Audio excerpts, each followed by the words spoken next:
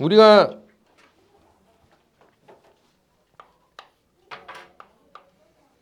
첫 번째로 봤던 것이 윤리학의 분류였습니다. 그지?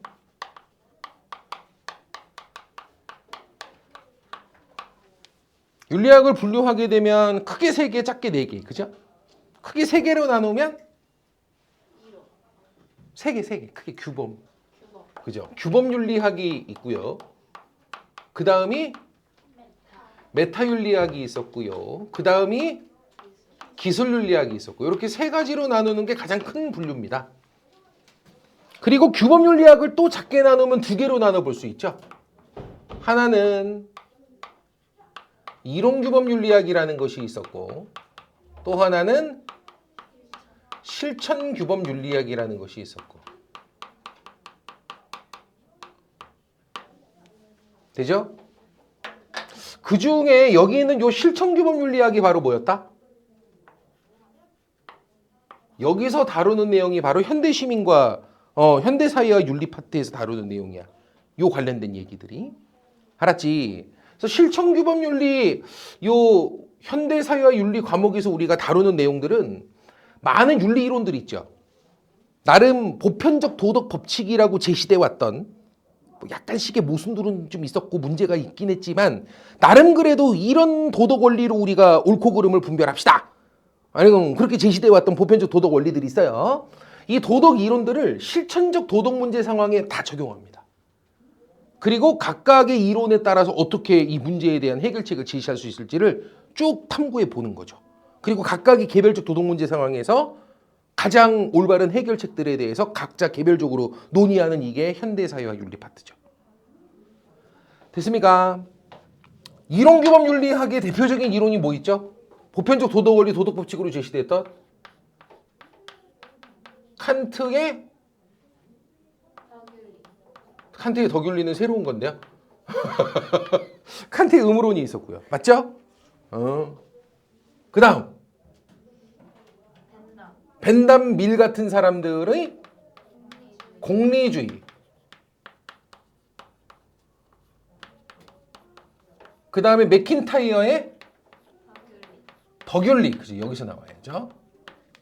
이런 것들이 여기 있는 이론 규범 윤리학 나름대로 보편적 도덕 원리라고 제시됐던 것들이죠. 이런 것들을 어디에 적용한다고? 실천적 영역의 도덕 문제 상황에 막 적용하는 거야. 알았지? 그 실천 규범 윤리학에서 다루는 것들에는 어떤 것들이 있죠? 생명윤리. 무슨 윤리라고? 생명윤리. 야, 생명과 관련돼서 우리가 윤리적으로 고민할 주제들이 어떤 게 있을까요? 유전자 조작, 생식세포 조작, 이거 관련된 얘기. 이거 어떻게 생각해요? 지금 거의 기술적으로 거의 다 왔거든요. 유전자 정보를 게놈 프로젝트를 통해서 유전자 지도, 유전자 정보를 거의 다 만들었어요. 지금 다 이걸 분석해냈어요. 그러면 우리 이렇게 난자하고 정자하고 이렇게 만나고 수정란이 만들어지면 좀 있으면 아가 되는 거야. 알겠지? 근데 이 수정란 안에 보면 이게 뭐가 있을까, 얘가? 뭐 유전 정보가 쭉 있을 거 아니야. 그 안에는 이렇게 뭐 있어. 뭐 쌍꺼풀 인자도 있고, 맞죠? 얼굴이 하얀 인자도 있고, 시커먼 인자도 있고, 키가 큰 인자도 있고, 작은 인자도 있고, 비만 인자도 있고, 날씬한 인자도 있고, 있을 거 아니야. 맞죠? 그 인자들을 우리가 다 알아낼 수 있다고, 이제. 그러면 생식세포에서 뭐해, 이걸? 조작하는 거야. 쌍꺼풀을 넣고 빼고, 이것도 가능해지고요. 또, 난치병 질환의 어떤 유전 중에서 난치병 질환인 것들도 되게 많죠. 됩니까? 암도 유전인 것으로 보이고요. 당뇨 이런 것도 유전 질환일 가능성이 매우 높아요. 이해됩니까? 그러니까 이런 것들을 우리가 뭐 생식세포 단계에서 아예 뺄 거 빼고 난치성 질환 유전되는 거 다 빼버리고 이렇게 하면 얼마나 도움이 되겠습니까? 인간 삶에. 그지 않겠습니까? 그래가지고 유전자 조작에 대해서 막 연구가 이루어지고 있는데요. 이거 진짜 허용이 돼야 될까요? 내가 아까 처음에 내가 지금 뭐 했어? 힌트를 하나 줬는데. 이게 치료 목적으로만 활용되지 않을 수도 있잖아요. 이게 모두 가능하다는 얘기야. 내가 원하는 얼굴 모습과 내가 원하는 외모로 조작도 가능하다는 얘기야. 알겠죠? 그럼 모든 부모들은 자기 자식이 어떤 형태이길 바래? 옥동자이길 바래? 현빈이길 바래? 이 세상에 태어나는 모든 남자아이들은 다 뭐야? 다 현빈이야. 차은우 아니면 현빈이야. 전부. 이해가 돼요? 이거 좀 그렇죠. 세상에는 선생님 닮은 애들도 있고 내 새끼가 현빈이면 어떡해요. 이질감이 느껴지죠. 내 새끼는 나 닮아야죠. 왜? 재밌어요. 똑같은 짓거리 하고 그러면. 니네 부모님들도 그래서 좋아하시는 거예요. 똑같거든요. 이해됩니까? 근데 이게 뭐예요 도대체? 뭐 부모님 아바타도 아니고. 아이들은 하나의 독립적 개체라고 보기가 어려워요. 부모가 그냥 뭐 이렇게 인터넷에서 하나의 어떤 캐릭터 막 꾸미고 자기가 육성하는 육성 캐릭터에 불과한 거죠. 자율성 있는 독립적 개체라고 보기가 어렵죠. 내 말 이해됩니까? 알겠죠? 그리고 아무래도 어떤 문제도 생길까요? 빈부격차에 따른 문제도 생길 거예요. 아무래도 이게 돈이 많이 들 거거든요. 알겠죠? 그럼 실제로 우리 동네에서 태어난 아이들은 다 우리처럼 생긴 거지. 근데 저 강남 가면 다 현빈이야. 이해돼요? 여긴 다 이렇고. 이거 뭐야 이게.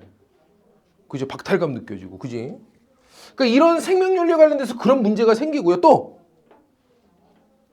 지금 노화세포 비밀도 좀 있으면 밝혀질지도 몰라요. 세포가 노화되는 비밀을 완벽하게 깨닫고 이걸 파악할 수만 있으면 영생이 오는 거야 너네. 뭐가 온다고? 영생 죽지 않는 거라고. 이해되죠? 지금 어디까지는 알아냈냐면요. 모든 세포는 뭐 해요? 계속 자기 복제를 해요. 계속 자기 복제를 해요. 그래서 어디가 다쳐도 계속 재생이 되는 게 자기 복제를 하거든.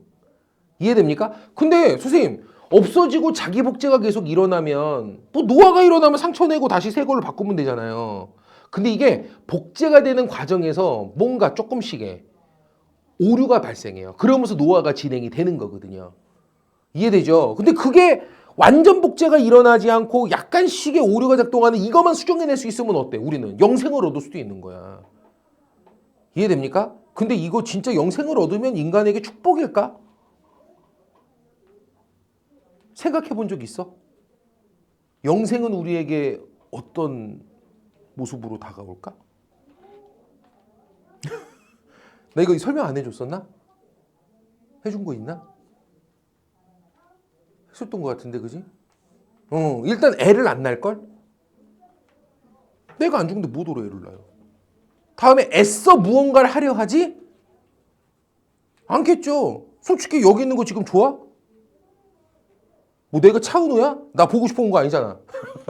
솔직히 집에 가고 싶고 귀찮고 짜증나고 막 좀 이따 10시 반까지 하려니까 막 얼굴 봐 벌써 내래가지고 윤서봐 지금 얼굴이 저거 완전 썩었잖아 지금 애가. 그지? 지금 상태가 막 이런데도 애써 힘들게 여기 앉아있는 이유가 뭐야? 그래도 가치 있게 삶을 살아야지. 좀 있으면 갈 건데. 인생이 뭐 영원히 계속 이어질 것도 아니고. 근데 만약에 10억 년, 100억 년, 1000억 년이 지나도 나는 죽지 않을 것이다. 그럼 여기 앉아서 이렇게 애써 있겠어요? 1000억 년 뒤에 해도 되고, 맞죠? 3000억 년 뒤에 해도 되는 일인데? 어떤 것도 애써 열심히 살지 않을 거라니까? 알겠죠? 그냥 본능적 존재로 전락해버릴 거야. 어떤 것도 애쓰려 하지 않아. 그냥 먹고 자고 싸고 본능적인 것밖에 안 할 거라고, 우리. 이해가 되나? 그래도 밥은 처먹겠죠. 배고프면. 근데 어떤 것도 조금이라도 귀찮은 건 안 해. 알겠지? 그 사태가 벌어질 거라고. 영생이라는 게 인간에게 축복일 것이냐? 지금의 인간다운 삶의 모든 모습들을 다 송두리째 뒤엎을 거란 말이지. 이런 것들에 대해서도 우리가 고민을 해봐야 돼요. 이건 생명윤리 파트에서 다루게 될 거고요. 알겠죠? 그 다음에 사회 정의와 윤리. 다시 뭐라고? 사회 정의와 윤리. 여기서 다루게 될 게 뭐 분배 정의, 교정 정의 막 이런 거 관련된 거야. 교정 정의에서 다루는 내용 중에 재밌는 게 뭐야? 사형제도 존폐 논란. 사형제도는 찬성 반대? 사형? 좋아. 현실적으로 우리나라에서는 사형제도가 시행되고 있나 안 되고 있나? 사실상 폐지 국가예요.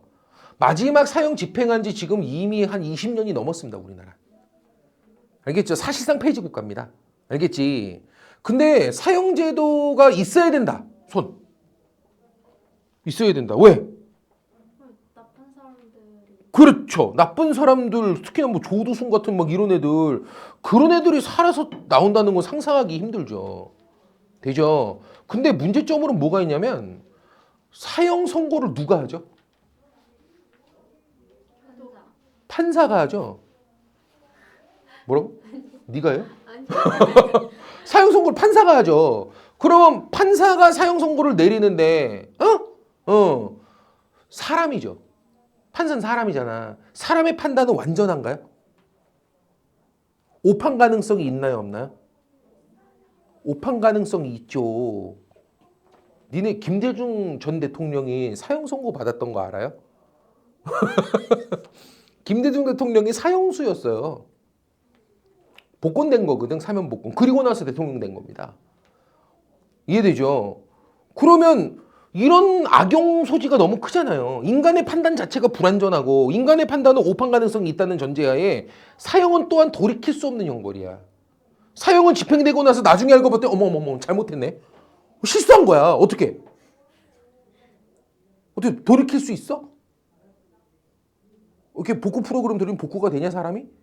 이거는 일단 집행되면 돌아올 수 없는 강을 건너는 거거든요. 알겠죠? 그렇기 때문에 인간의 판단 가능성, 인간의 재판 판단 가능성이 오판 가능성이 있다는 전제하에 사형이라는 것을 함부로 시행하는 것은 이거 돌이킬 수 없는 형벌이기 때문에 이건 우리가 고민해 봐야 된다. 사실상 폐지 형태로 운영하고 있는 우리가 맞다. 알겠죠? 이렇게 보는 사람들도 있죠. 이해되죠? 물론 조두순 같은 사람 보면은 해양되는 거 아니야 싶기도 하겠지만 악용 사례가 너무나도 많아요. 알겠습니까? 이런 것들을 이제 사회적인 파트에서 우리가 고민을 하게 되겠죠. 됐습니까? 좋아요. 다음에 가진 자들의 것을 좀 많이 세금을 걷어서 없는 자들에게 좀 많이 혜택을 주고 베풀고 하는 것은 정의로움인가요? 선생님이 열심히 일을 해가지고 돈을 좀 많이 벌어서 부자가 됐어. 어떤 사람들은 일을 열심히 안 하고 그래서 좀 가난해. 그러면 선생님의 어떤 세금을 많이 걷어서 난 열심히 일해서 돈 많이 벌었으니까 많이 번 거니까 세금을 좀 많이 걷고 저 사람들은 돈이 없는 가난한 사람이니까 조금 걷고 그래서 내 거를 저 사람들한테 막 퍼줘. 알겠죠? 그래서 어느 정도 빈부격차를 좀 완화해. 이거 정당하고 공정한 겁니까? 좀 이상하지 않아요? 맞죠? 선생님 지금 친구가요, 부산에 가 있어. 얘는 애를 안 낳았어. 졸라 부러워. 내가 왜 이러고 살고 있나? 애를 안 낳았어. 그 부부 둘이 살거든. 근데 요번에 둘 다 직장을 그냥 둘이 날짜 맞춰갖고 때려쳤어요. 왜냐면 우리나라는 복지가 잘 돼 있어가지고요. 실업자가 되면 6개월간 실업급여라는 게 나와요. 사회복지 혜택으로. 그래서 마지막 달 받은 월급의 한 80% 가까이가 6개월 동안 지급이 됩니다. 알겠죠? 그래서 둘이 뭐 하자? 우리 여행도 다니고 하자. 그래가지고 뭐 했어요? 둘이 동시에 때려치고 둘이 같이 여행 다니고 있어요. 부러워 죽겠어 아주 그냥. 이해됩니까? 야 근데 그걸 딱 보면서 무슨 생각이 들어? 이거 공정한 건가? 이 복지 혜택을 그런 식으로 주는 게 바람직한 건가? 이 복지 정책 너무 잘해놓으면 사람들 열심히 살까요 안 살까요? 안 살걸요? 됩니까? 그래서 과연 사회복지 가진 자들의 것이 무슨 가진 게 죄도 아닌데 본인이 열심히 노력해서 번 사람들이 훨씬 더 많을 텐데 그걸 많이 소득을 갖고 있다는 이유만으로 더 많은 세금을 걷고 없는 자들 중에 다수는 대부분은 뭐일까? 뭐 노력을 안 하거나 열심히 안 살아서 가난한 사람들이 많을 테야. 근데 그냥 없다는 이유만으로 그 가진 자들의 것을 뺏어갖고 주는 게 과연 이게 공정하다 말할 수 있겠는가? 알겠죠? 여기에 대한 논쟁이 또 있게 될 거야. 이게 분배정의 파트거든요. 이해됩니까? 또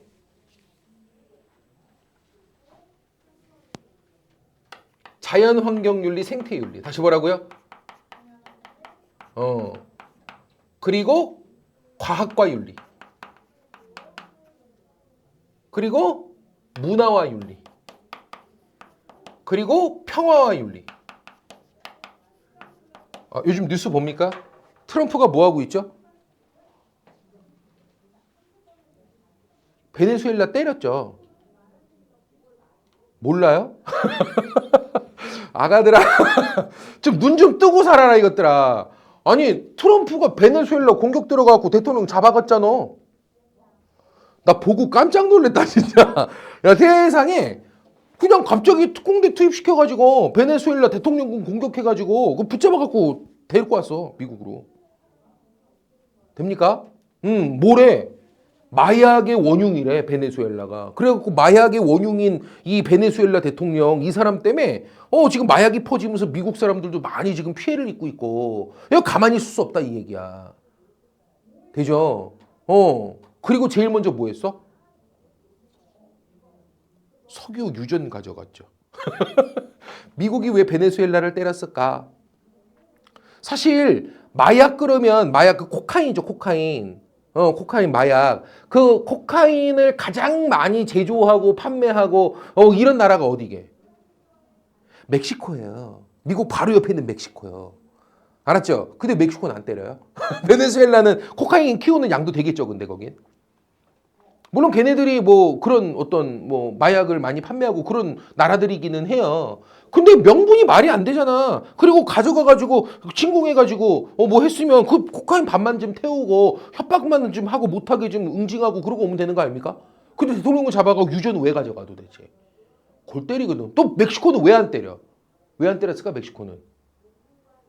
유전이 없거든요. 그러니까 기름 먹으러 간 거야. 베네수엘라가 전 세계에서 석유 매장량 1위야. 몰랐죠? 석유 매장량 전 세계 1위야. 베네수엘라가. 알겠죠? 그래서 가져간 거거든 지금. 로드리게스 지금 부통령이었던 사람 막 자기네가 막 어용으로 안 치네 마네 막 이러고 있단 말이야. 이해됩니까? 그러면 지금까지 우리는 유엔이라고 하는 세계 정부, 유엔 세계 정부를 통해서 미국이 주도하는 유엔 기구를 통해서 전 세계 평화가 잘 지켜질 수 있고 우리가 협력하면 우리가 세계 평화를 영원히 유지해 갈 수 있다라고 생각했는데 지금 와서 생각해 보면 야, 미국이 주도하는 유엔 어때? 진짜 세계 평화를 위해 기여하는 기구야? 미국의 입김에 의해서 미국에 부역하는 기구 아니야 이거? 그런 면도 분명히 있거든. 지금 유엔 가만히 있습니다. 우리가 그랬어 봐. 알겠죠? 우리가 옆에 있는 막 브루나이 공격해가지고 막 유전 뺏어왔어 봐. 유엔 평화유지군 당장 발동됐어. 우리 좆됐어 그러면. 알아듣겠죠? 미국이 그러면 아무도 뭐라고 못하거든요. 뭔 얘기인지 이해되나? 알았지? 이 국제질서라고 하는 걸 어떻게 바라볼 거냐. 알겠죠? 유엔과 같은 국제기구를 통해 세계 평화가 유지되는 이런 모습 과연 영구적인 평화 가능하긴 한 것이냐. 여기에 대한 논쟁이에요. 알아듣겠죠? 근데 이런 수많은 우리 현실적 주제들을 놓고 어떻게 우리가 이 윤리적 문제에 대한 해결책들을 제시하고 이 윤리적 문제들을 어떻게 바라볼 건가 이 부분에 있어서 많은 이런 학자들의 논리를 적용해가지고 우리가 문제점들, 해결책들을 각각 찾아볼 거란 말이야. 알아듣겠죠? 그러려면 먼저 뭐를 알아야 돼? 이 사람들은 어떤 원리를 가지고 도덕적 판단을 하는 사람들인지를 먼저 알아야지 이 사람들이 각각 입장에서 각각의 주제들에 대해서 뭔가 적용을 해보고 판단을 해보고 가장 바람직한 해결책이 뭔지를 찾아보고 할 거 아니야. 윤리 이론에 대한 공부를 먼저 해야 되겠지. 이해됩니까? 그래서 두 번째 주제가 뭐였다? 윤리 이론 공부야. 무슨 공부? 윤리 이론 공부. 나름대로 보편적 도덕 원리 도덕 법칙이라고 제시됐던 도덕 윤리 이론들을 공부하는 거야. 알았지? 먼저 어디 거? 서양 윤리 이론에 대해서 좀 공부를 했었죠. 됩니까? 서양 윤리 이론에서 제일 먼저 누구부터? 칸트의 무슨 론? 의무론.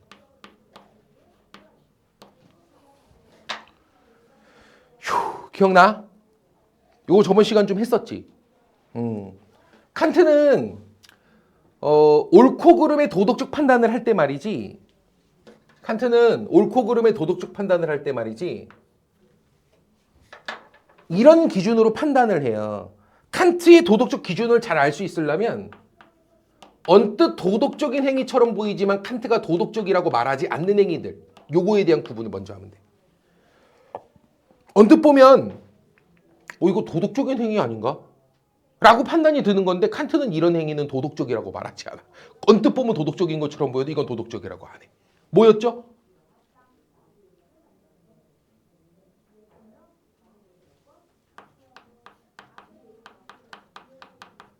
자연적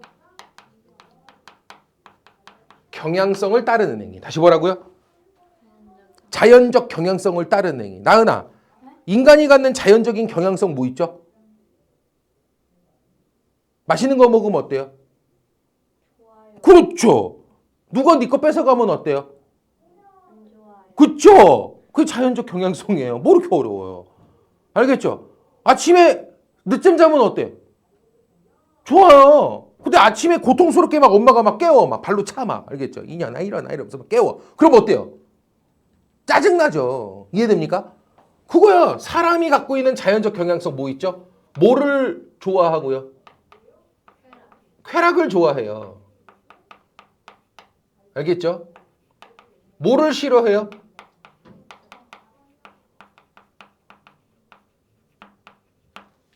자연적 경향성에 따라 어떤 행동을 했어? 감정에 따라 어떤 행동을 했어? 이런 행동은 언뜻 보면 도덕적인 것처럼 보이는 것일지라도 도덕적이라고 말하지 않아. 예를 들면 이런 거야. 남을 도왔어. 어려운 이웃을 도왔다고. 근데 어려운 이웃을 왜 도왔어? 남을 도우면 난 기분이 좋아져. 남을 도우면 기분이 좋아. 막. 알겠죠? 남을 안 돕고 지나가면 좀 찝찝해. 똥 싸고 뭐 미다 안 닦은 것처럼. 그죠? 해갖고 나 기분 좋자 하고 남을 도왔어. 알겠죠? 이해됩니까? 이런 건 도덕적이라고 말하지 않아, 칸트는. 이해돼? 감정에 따라 어떤 행동을 했어. 쉽게 말하면 어떤 사람이 너무 불쌍해. 뭐야 그래 이걸. 동정심이라 그러지. 그래서 불쌍해서 동정심으로 누군가를 도왔어. 알겠죠? 이런 건 도덕적이라고 말하죠. 아니 어려운 사람을 도왔는데 왜 도덕적이라고 말하지 않아? 칸트가 볼 땐 도덕적 행동은 감정적이어서는 안 되고요. 자연적 경향성과 관련돼 있어서는 안 돼. 왜 이런 행동은 절대적이야, 상대적이야? 말뜻 또 몰라. 절대, 변하지 않는, 상대, 다를 수 있는. 돼요? 감정에 따르는 행동은 상대적이야. 그때그때 달리 판단된다고. 예를 들어 볼게. 어려운 사람을 보면 항상 불쌍해? 나 방금 남친한테 차였어. 알겠죠? 근데 전철에서 막 한 푼만 달라고 막 자기 막 스토리를 막 연장 늘어나. 불쌍한 스토리를. 알겠죠? 그래서 도와달래. 평상시엔 되게 불쌍했거든? 알겠죠? 근데 방금 전 남친한테 차였어. 어때? 불쌍해? 안 불쌍해. 내가 더 불쌍해. 알겠죠? 그 아줌마한테 불쌍한 마음이 안 들어. 그럼 그럴 땐 안 도와도 된다는 꼬라지야, 이건. 이해가 돼요? 사람의 감정이란 그렇거든. 이해돼요? 근데 나 즐겁자고 남을 도왔대. 어려운 사람을 도운 거긴 한데 나 좋자고 나 즐겁자고 나 고통스럽기 싫어서 남을 도왔어. 이건 무슨 얘기죠? 내가 그 행동을 해서 더 이상 똑같은 행동인데 그 행동을 하는 게 더 이상 나한테 즐거움이 되지 않는다면 그때부턴 안 해도 된다는 꼬라지예요. 내 말 이해됩니까? 나한테 조금이라도 고통이 오게 되는 상황이 벌어진다면 그 행동은 안 해도 된다는 꼬라지예요. 알겠습니까? 그래서 이런 식으로 달리 판단되는 그때그때 상황에 따라 나의 처지에 따라 나의 기분에 따라 달리 판단되는 이런 것들은 도덕적이라고 말하지 않아요. 알겠습니까? 두 번째, 칸트는 이런 행동은 도덕적이라고 보지 않아. 어떤 거?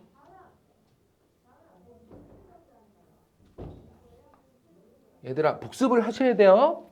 복습은 어떻게? 내가 말하고 설명할 수 있게 하시면 돼요. 그대로 말하고 설명할 수 있게 하시면 돼요. 여기서 절대 안 벗어나.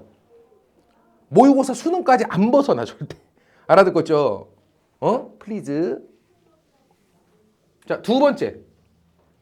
두 번째는 이런 거야. 습관적으로 어떤 행동을 했어? 관습에 따라 어떤 행동을 했어? 전통에 따라 어떤 행동을 했어? 법이 그러니까 어떤 행동을 했어?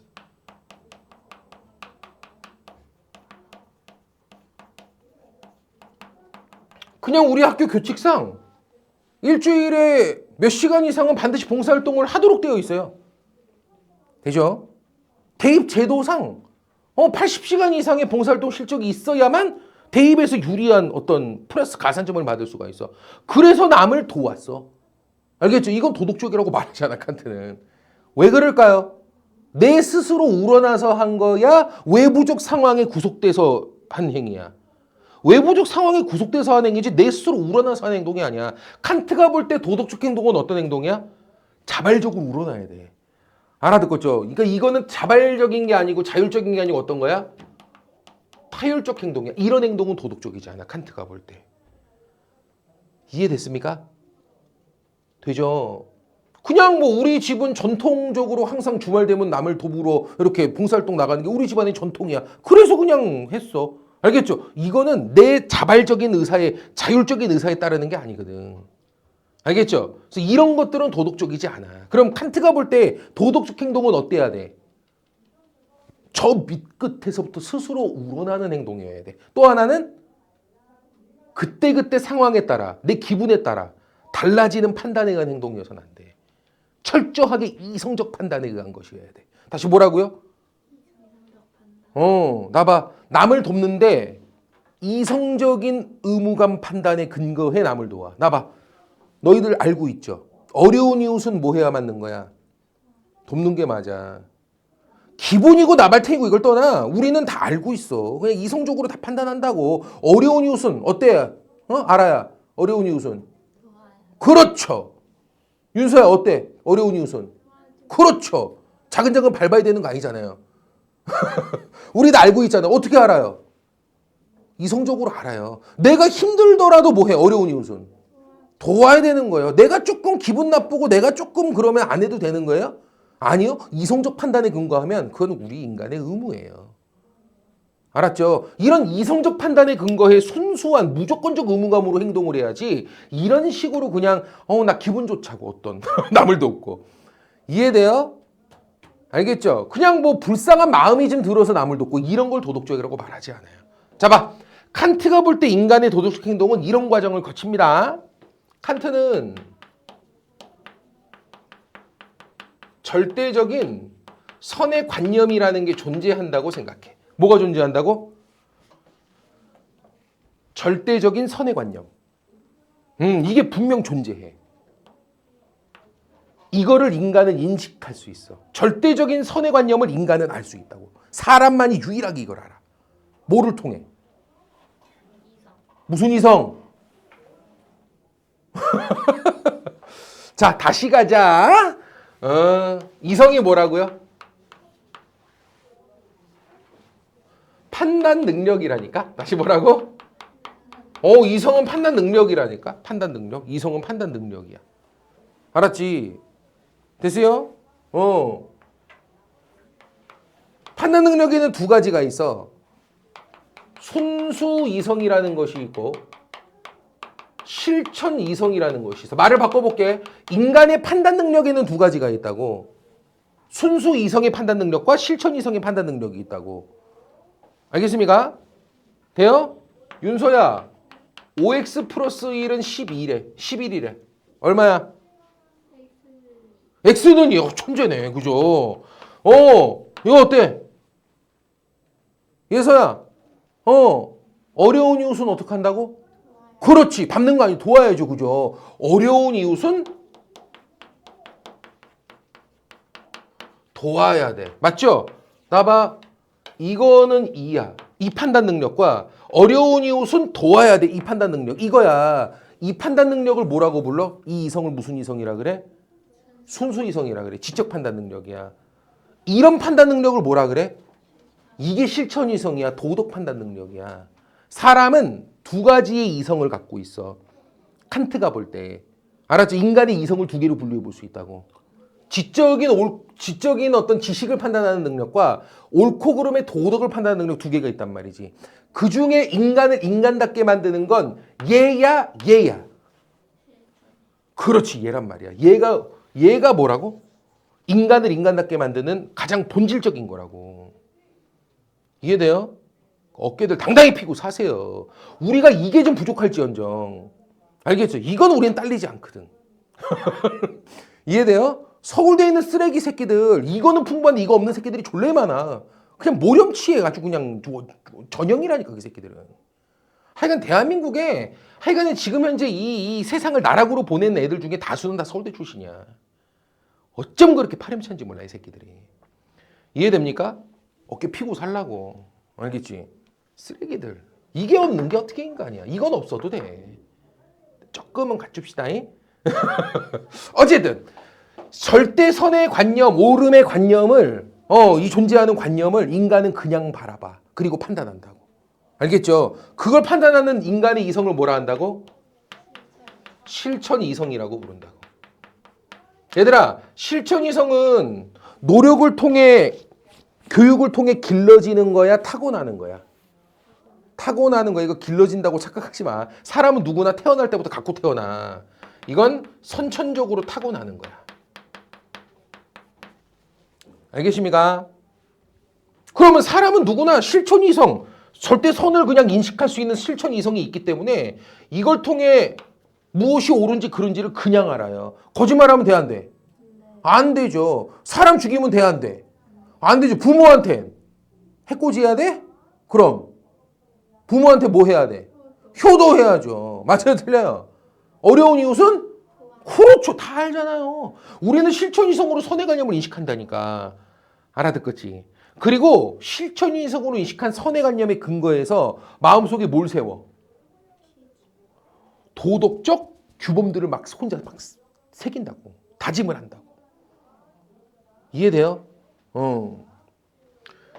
선생님, 언제야? 고등학교 때, 중학교 때 친구 중에, 그 친구 있었어. IQ 테스트를 했는데요. 나 그때 그 전까지 몰랐거든, 얘가 그런 줄. 근데 얘가, 정말 덩치도 좋고 막 이런데, 그리고 처음엔 애들이 안 건드렸다? 근데 나중에 이제 슬슬 시간이 지나면서 애 본질이 이제 보이는 거죠. 멍청해요. 정말 멍청해요. 그래가지고 여기저기 다 맞고 다녀, 애가. 애들이 엄청 괴롭혔거든, 걔를. 이해되죠? 근데 나중에 중학교 3학년 때 IQ 테스트 시험을 봤는데 IQ 테스트 시험에서 한 자리가 나왔나? 씨발 어떻게 한 자리가 나오죠? 그죠? 알고 봤더니 뭐였어? 한글을 몰랐어, 애가. 충격이죠. 그죠? 근데 집안이 너무 아예 그냥 애를 방치하고 내깔려둔 집안이더라고. 그러니까 애가 그렇게 클 수밖에 더 있습니까? 어렸을 때부터 누구 책을 어디 접할 기회도 없고 애가 어디 가서 배울 기회도 없고 불쌍한 친구였죠. 이해됩니까? 그래서 이 친구를 선생님이 보면서 애들이 막 괴롭히고 근데 얘 가정 환경을 나중에 알게 되고 그런 걸 선생님이 보면서 나중에 내가 스스로 했던 다짐이야. 우리 사회에서 뭔가 왕따를 당하거나 이런 약자가 있으면 나는 모른 채 하지 않겠어. 나는 항상 다른 사람들이 다 그렇게 왕따를 하고 모른 채 해도 나만큼은 그러지 않을 거야. 어려운 친구를 항상 옆에서 도울 방법을 찾고 옆에 같이 있을 거야. 나름대로 내 마음속에 뭘 새겨? 도덕적 규범들을 마음속에 새긴다니까. 이해되죠? 고등학교 때도 한번 그런 친구 있었어. 맨날 그렇게 괴롭힘을 당했던 친구인데 나 고등학교 3학년 때 애가 자살했어. 자살했어. 근데 그 일이 있고 나서 나중에 가가지고 그 친구 이제 산소도 갔었거든. 근데 정말 뼈저리게 후회가 되더라고. 좀 신경 좀 써줄 걸. 그지? 근데 그런 경험들을 하게 되면서 어렵고 힘든 이들에 대해서 나는 모른 채 하지 않겠어. 나는 도우며 살 거야. 알겠죠? 그런 생각들을 내 마음속에 스스로 다짐을 하게 되죠. 이런 다짐들이 너희들 마음속에 좀 한두 개씩이라도 있죠? 없어요? 없냐 이 데빌들아? 한두 개라도 있을 것 아닙니까? 맞지? 우리는 마음속에 그런 뭘 새겨? 마음속에 다짐 같은 것들을 막 새긴단 말이지. 알겠습니까? 그걸 뭐라고 불러? 두 글자로? 윤서야 뭐라고 불러?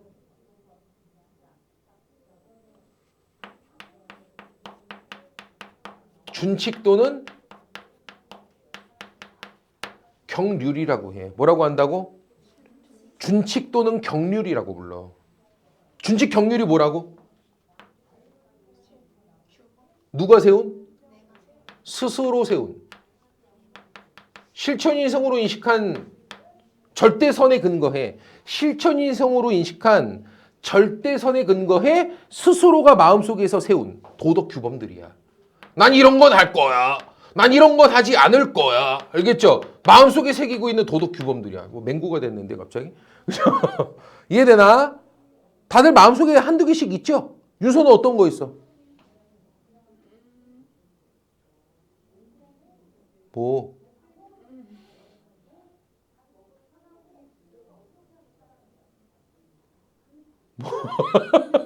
넌 사람이 아니니?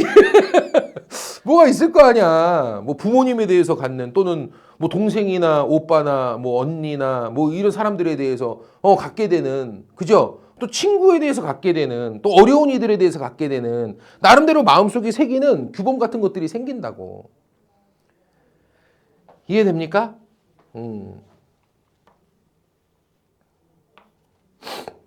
그러면 스스로가 마음속에 세운 이런 다짐, 도덕규범, 준칙, 경륜 이런 것들로 인해서 그 자기가 다짐한 행동을 해야만 한다는 뭐가 생겨?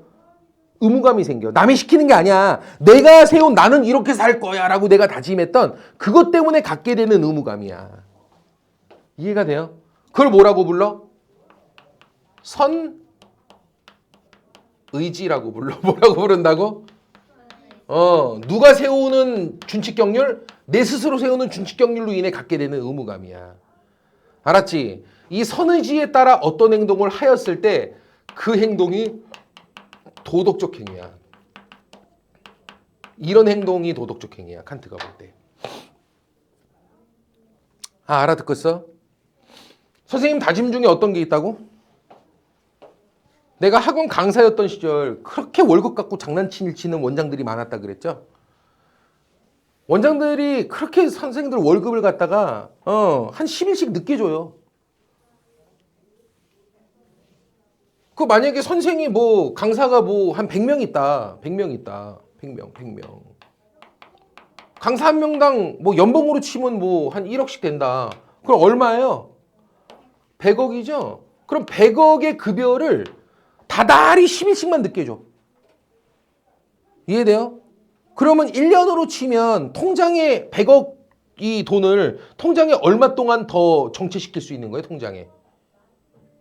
120일이죠. 1년은 12달이니까 다달이 10일씩만 늦게 밀어서 주면 120일 아닙니까? 맞아요, 틀려요? 1년에 얼마예요? 3분의 1이에요. 얘들아, 연이자가 몇 프로 돼요? 보통? 은행 예금의 연이자. 1% 정도 돼요. 1%. 됐습니까? 그럼 100억의 1%면 얼마? 그죠? 1억이야. 그러면 이거 10일씩만 늦게 주면 근데 1억이 통은 아니겠죠. 연이자가 1억인데 이거의 3분의 1이니까. 왜냐면 120만만 넣는 거니까. 그죠? 3분의 1 하면 얼마입니까? 3,300만 원이에요. 얼마라고요? 그러니까 원래 월급날보다 10일씩만 강사들한테 월급을 늦게 밀어서 주잖아요. 그러면 100억이라는 돈을 120일을 더 통장에 묵혀둘 수가 있고요. 그러면 붙는 이자만 3,300만 원이야. 이해돼요? 이거 꿀 빠는 게임이죠. 그래 안 그래요? 뭐 가능한 한 뭐 해. 이런 저런 막 사유 있고 뭐 조금만 뭐 이렇게 핑계 있으면 한 5일씩 더 밀어주고 말이야. 그래서 돈이 있는데도 그 짓을 해요. 원장들이 그렇게 많이 해요. 이해되죠? 그러면 이런 상황에서 그 월급쟁이들은 뭐 아무래도 노동자니까 아무래도 강사들은 어때? 강사들은 그 월급을 받아야지 뭐 카드 통장도 나가고 뭐 카드 값도 나가고 하지 않겠습니까? 근데 이런 게 미뤄지는 거죠. 그럼 연체돼서 연체이자 물어야 되고요. 알겠죠? 안 되면 뭐 어디서 무슨 뭐 카드론을 끌어오든 뭐라든 또 많은 이자를 물어야 되고요. 알겠죠? 자기 이거 벌자고 그 약자들한테 책임 전가하는 것밖에 안 됩니다, 이거. 착취죠, 착취. 이해되죠? 그래서 강사 때 이걸 하도 많이 겪으니까 선생님이 무슨 다짐을 마음속에 했을까? 약자를. 그죠? 함부로 괴롭히거나 강제의 권력을, 권위를 이용해서 약자를 함부로 대하는 것은 안 돼. 착취하는 것은 있을 수 없어. 난 원장이 되더라도 절대 월급을 밀어주진 않을 거야. 나름대로 내 마음속에 다짐을 한 거죠. 내가 월급을 지급하기 힘든 상황이 있어도 내가 빚을 내서라도 월급을 주고 내가 그 이자를 감당하지 절대 그런 식으로 떠넘기는 일은 하지 않을 거야. 마음속에 내가 뭐 했을까? 다짐을 했겠지. 내 마음속에 뭘 세운 겁니까? 준칙 경륜을 세운 거야. 강자의 권위를 이용해 약자를 착취하는 행동은 어떤 경우에도 용납될 수 없다. 실천 이성으로 절대선을 인식한 거지. 이것에 입각해서 내 스스로 마음속에 뭘 세운 거야? 난 원장이 되더라도 절대 내가 빚을 내는 한이 있더라도 난 급여를 늦게 주는 일은 절대 없을 거야. 나름대로 준칙을 세운 거지. 이해됩니까? 나중에 이제 원장이 됐잖아요. 쥐꼬리만한 학원이긴 하지만 알겠죠? 그 이제 선생님들 월급날이 됐어. 근데 통장에 어머님들이 다 무슨 뭐 좀만 밀어주 한 달만 다음 달에 드릴게 뭐 이래가지고 늦게 들어왔어 급여가 그 원비가. 그러면은 통장에 잔고가 부족할 수도 있잖아요. 맞죠? 그런 상황에서 선생님이 이제 선생님들한테 얘기를 하겠지. 이 원비가 조금 늦게 들어오네요. 한 10일만 이따 드릴게요. 이렇게 할 수도 있겠죠, 그죠? 근데 그 상황에서 나는 뭐에 그 통제를 받게 될까? 내가 했던 다짐. 옛날에 내가 스스로 마음속에 했던 다짐. 난 그러지 않겠다고 내 스스로 다짐했었잖아, 강사 시절. 내가 빚을 내더라도 그런 일은 없도록 하겠다. 내가 이자를 묻는 한이 있어도 난 그렇게는 안 하겠다. 알겠죠? 그래서 스스로가 한 경륜을 다짐으로 인해서 어렵더라도 내가 빚을 내서라도 난 먼저 월급을 주고 그걸 내가 다 그 이자를 끌어안아야 된다. 그런 의무감이 스스로 생기겠죠. 그것에 따라 내가 뭐 했어? 내가 러시앤캐시 막 이런 거 끌어가지고 내가 급여를 주고 내가 이자를 물면서라도 내가 그렇게 해. 알겠지? 이런 게 뭐인 거야? 도덕적 행동인 거야. 이해돼? 그 외부적 상황에 구속돼서 하는 거 이런 거 말고 남이 시키는 거 이런 거 말고 감정적으로 기분 좋자고 하는 행위 그런 거 말고 이성적으로 판단해서 내가 이성적으로 판단한 것에 의해 내 스스로 세운 경륜에 의해 통제되는 스스로에 의해 구속되는 그러한 자율적 행동. 이게 도덕적인 행동이라고. 알겠습니까? 돼요 안 돼요? 인간은 정말 대단해요. 세상에 이런 존재가 또 있을까? 가르치지 않아도 강요하지 않아도 알아서 혼자 뭐해? 옳고 그름을 분별하고 스스로가 마음속에 막 준칙을 막 세워. 나는 이렇게 할 거야. 이런 거 안 할 거야. 막 혼자 다짐해. 도덕적으로 살겠다고. 그리고 지가 세운 그 도덕적 준칙에 의해서 스스로가 막 구속돼. 아니면 막 죄책감 느껴. 내가 왜 그랬지? 안 하기로 했었잖아. 그래서 혼자 막 죄책감 느껴. 세상에 이런 존재가 어딨냐고. 이해돼요? 선생님, 개새끼가 있습니다. 야, 걔가 진짜 그런 게 있을까요? 걔가 이렇게 길거리 지나가다가 이렇게 걸어가다가 옆으로 이렇게 툭 해가지고 친구가 이렇게 떨어져 죽었어. 그럼 걔가 막 슬퍼해요. 막 와가지고 내가 왜 그랬을까 하면서 슬퍼해요? 아니요, 밥 잘 먹어요. 되죠? 세상에 이렇게 도덕적으로 스스로가 세운 준칙으로 도덕적으로 통제되고 이러는 존재는 오로지 누구밖에 없어요. 인간밖에 없어요. 이런 면에서 칸트는 인간은 고결하다. 인간은 존귀하다라고 말합니다. 이해되죠? 그래서 칸트는 이 세상에 존재하는 유일한 자율적 도덕 주체가 이코르 누구야? 이 세상에 존재하는 유일한 자율적 도덕 주체. 이게 이코르 인간이야. 이해돼? 이런 면에서 인간은 어때? 엄청나게 존엄해. 인격의 존엄성을 강조하고 또 강조하는 사람이야. 얘들아, 나중에 뒤에서 연결될 거야. 칸트는 인간과 동물, 식물, 생태, 자연 이런 것들을 놓고 볼 때 인간은 다른 어떤 존재보다 우월하고 고결하다 바라보는, 인간 이외의 동물이나 식물은 인간보다 하등한 존재라고 바라보는 이런 시각을 인간 중심주의적 시각이라고 해. 사실 지금의 생태 파괴를 가지고 온 원흉이 되는 이론이죠. 인간은 다른 어떤 것보다 우월하고 인간에게서 다른 것들은 모두 수단이고 도구일 뿐이고, 알겠죠? 인간보다 다 하등한 존재로 바라보는 이런 시각이 인간 중심주의인데, 알겠죠? 칸트는 그 인간 중심주의적 사고일까요? 아닐까요? 맞아요. 이 사람은 인간 중심주의예요. 인간 이외의 존재들은 다 하등해요. 왜? 뭐가 아니니까? 자율적 도덕 주체가 아니니까.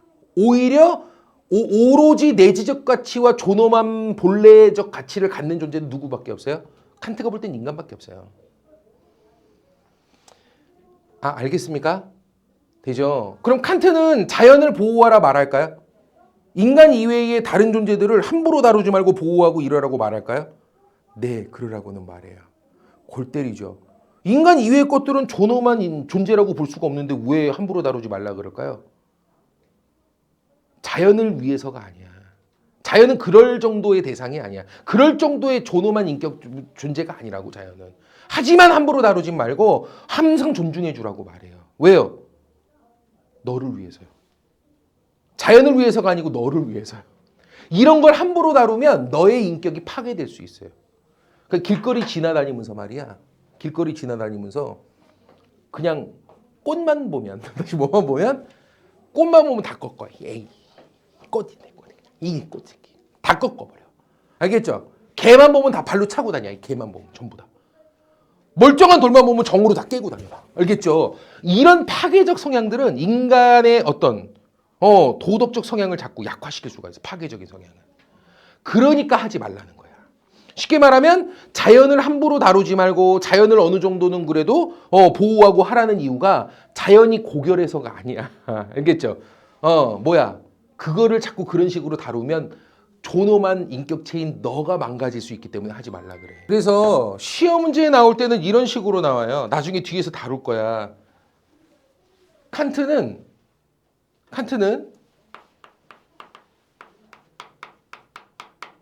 인간은 자연의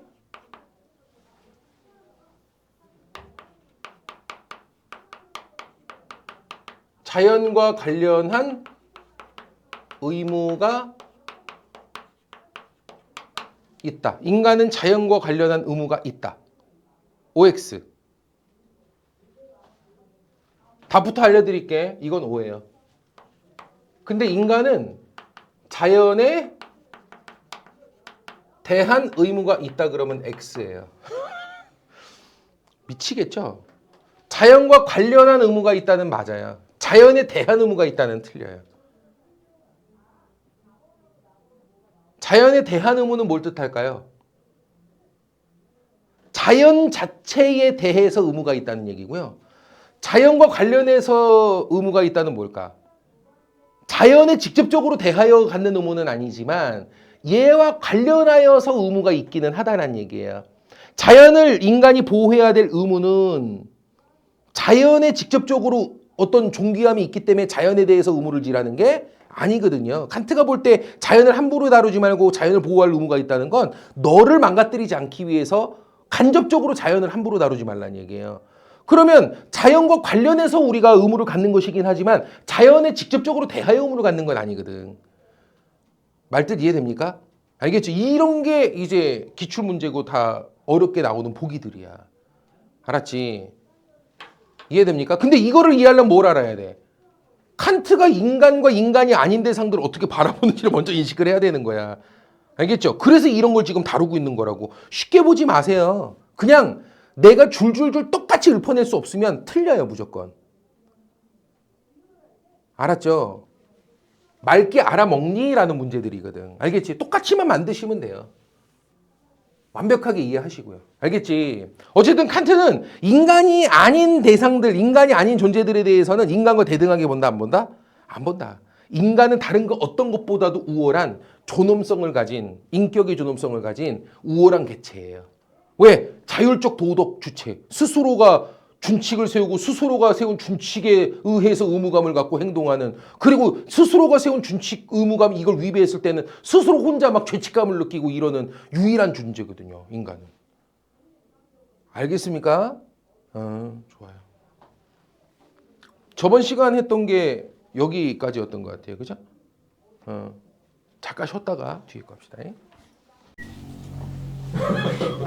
이근 성교대를 왜 합니까? 꿈이 바뀌었지? 자, 보건계열 궁금하시면 물어보세요. 하도 많이 보내가지고 선생님을 하도 많이 보내서.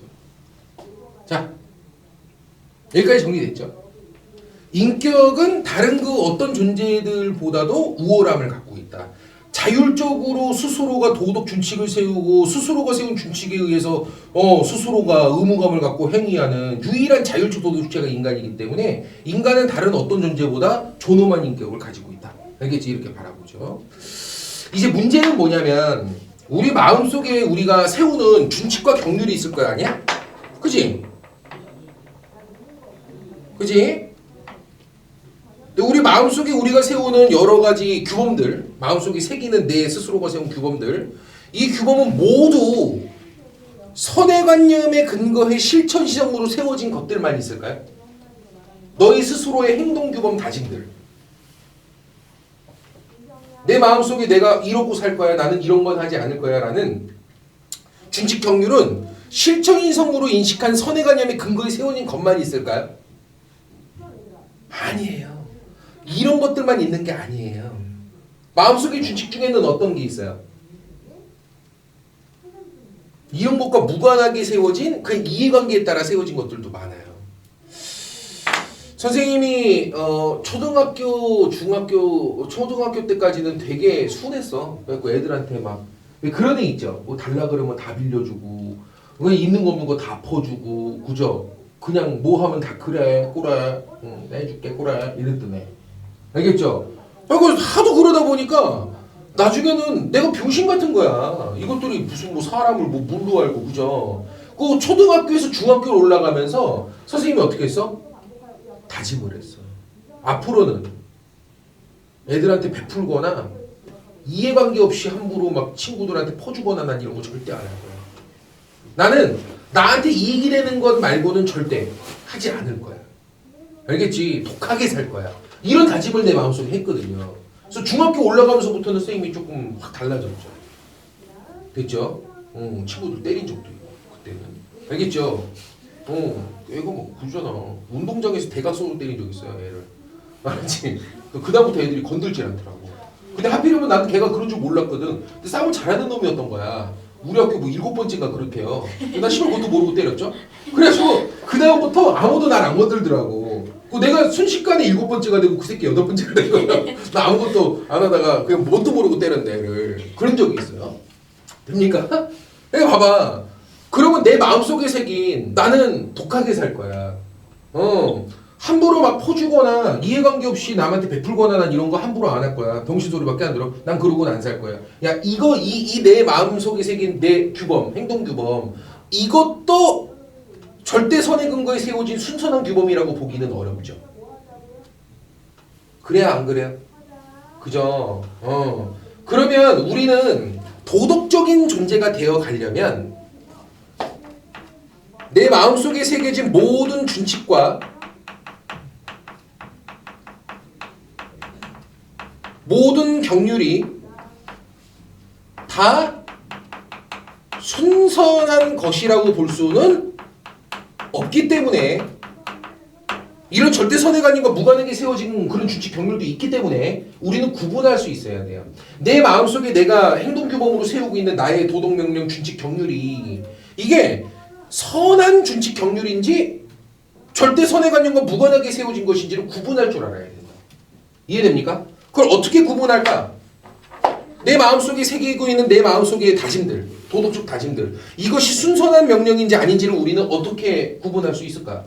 이 사람은 내 마음속에서 부르짖는 도덕 명령의 형식을 보래요. 다시 뭐라고요? 형식을 보라는 거야. 도덕 명령의 형식을 보라는 거야. 알겠습니까? 첫 번째가 가언 명령이라는 것이 있고, 다시 뭐라고요? 가언 명령. 그냥 if 명령이라고 보시면 돼요. 가정된 말이 있다는 거죠. 가정어. if. 영어로 바뀌었습니다. 갑자기 수업이. if가 가정어죠. 됐습니까?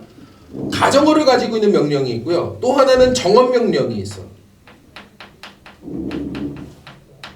됐습니까? 이건 if가 없는 명령이야. 됐냐? 예를 들면 가언 명령은 이런 거야. 뭐뭐 하려면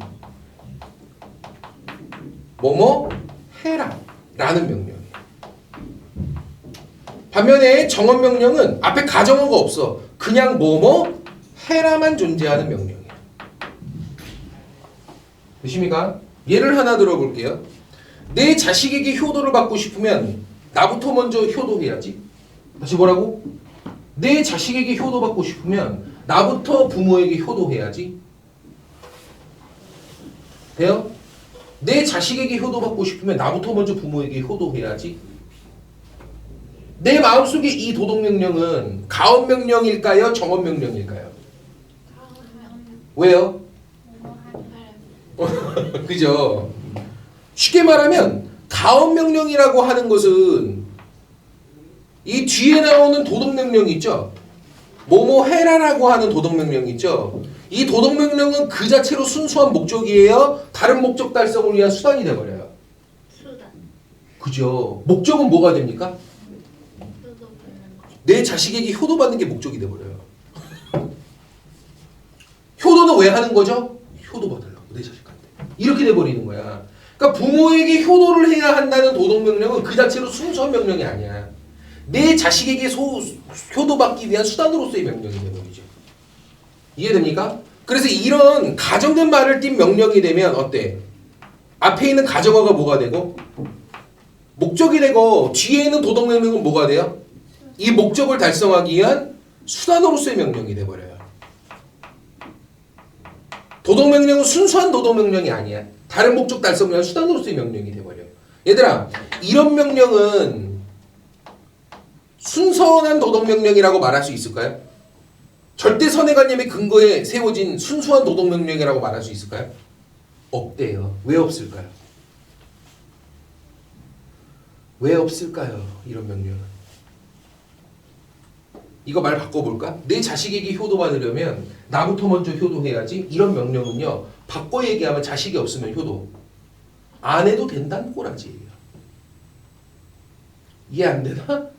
그럼 부모에게 효도하는 건 무조건적인 명령인 것입니까? 아니면 조건에 따라서 시행해야 될 명령에 불과한 것입니까?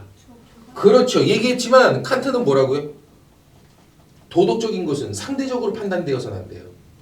어떤 경우에도 변함없는 무조건적 명령 판단이 일어나야 돼요. 근데 이런 판단은 어때요? 상대적이에요. 됩니까? 정어명령으로 바꿔보세요. 부모에게 효도해라. 그죠? 이것만 남기면 돼요. 앞에 붙인다면, 굳이 붙인다면 뭐? 부모에게 효도하는 것은 실천이성으로 인식한 절대선에 부합하는 것이니 묻지도 따지지도 말고 부모에게 무조건 효도해라. 자식이 있든 없든, 자식에게 내가 효도를 받을 수 있든 없든, 무슨 일이 있든 실천이성으로 인식한 절대선행관념에 근거한 것이니 무조건 부모에겐 효도해라. 알았죠? 이해돼요? 이렇게 돼야 되는 거야. 이렇게 돼버리면 앞에 목적이 되는 말이 없기 때문에 이 도덕명령, 부모에게 효도해라라는 명령 이 자체가 뭐가 돼요? 그 자체로 목적인 명령이죠. 이해 안 됐어요? 돼요? 그 자체로 목적인 명령이 되는 거예요. 친구에게 신뢰를 얻으려면 약속을 지켜야지. 다시 뭐라고? 친구에게 신뢰를 얻으려면 약속을 지켜야지. 이런 생각으로 약속을 지켰습니다. 칸트가 볼 땐 도덕적입니까? 왜요? 지금 도덕명령이 뭐죠? 약속을 지켜야지. 이게 도덕명령이야. 근데 앞에 가정된 말이 있어요, 없어요? 없어요. 뭐죠? 신뢰를 얻어요. 그치. 신뢰를 얻으려면, 쉽게 말하면 약속을 지키는 것은 그 자체로 무조건적 의무감으로 하는 것입니까? 아니면 친구에게 신뢰를 얻기 위한 수단으로 하는 것입니까? 수단으로 하는 거죠. 가업명령이에요. 이거 바꿔 얘기하면 무슨 말입니까? 이 친구는 더 이상 내가 신뢰를 얻을 필요가 없는 친구야. 왜? 오늘로 끝날 거거든. 안 만날 일 없거든. 그러면 약속 안 지켜도 된다는 꼬라지예요. 도덕은 이딴 거 아닙니다. 알았죠? 정어명령으로 바꿔보세요. 약속을 했으면 무조건 지키는 거야. 무조건. 약속은 지키는 거야. 무조건. 이해되죠? 실천이성이 알려주잖아. 절대선이라고. 그건 맞는 거라고. 그래야 한다라고 우리에게 알려주잖아. 우리의 그냥 직관적 인식이 알려주잖아. 실천이성이. 맞아요? 틀려요? 이해되죠? 이런 명령만이 뭐예요? 상대적이에요? 절대적이에요? 절대적이에요. 순수한 의무감으로 하는 겁니다. 야, 지금 보니까 결과적으로 약속을 지켰냐가 중요해요? 어떤 마음과 태도로 약속을 지켰냐가 중요해요. 그래, 이 사람은 결과적으로 약속만 지키면 도덕적이라고 보는 사람이 아니야. 뭐가 중요해? 동기가 중요해. 뭐가 중요하다고? 동기가 중요해. 그래서 이 사람을 동기론자라고도 불러. 뭐라고도 부른다고? 동기론자라고도 불러. 알겠죠? 행위의 결과만이 중요한 게 아니야. 효도를 했다만이 중요하지 않아. 효도를 했으면 무조건 선행? 아니, 효도를 했어도 어떤 마음 태도로 효도를 했는지가 중요해. 이해돼요?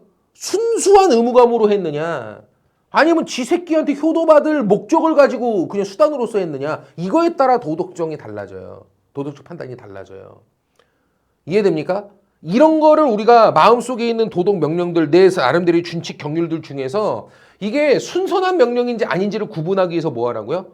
형식을 들여다보라고요. 알겠습니까?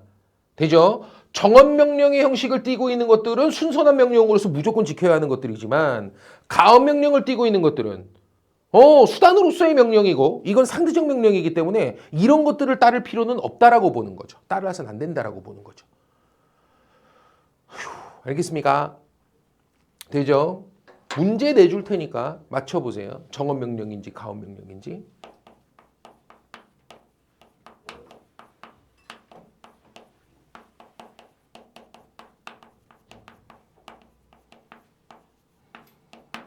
정언 명령일까요? 가언 명령일까요?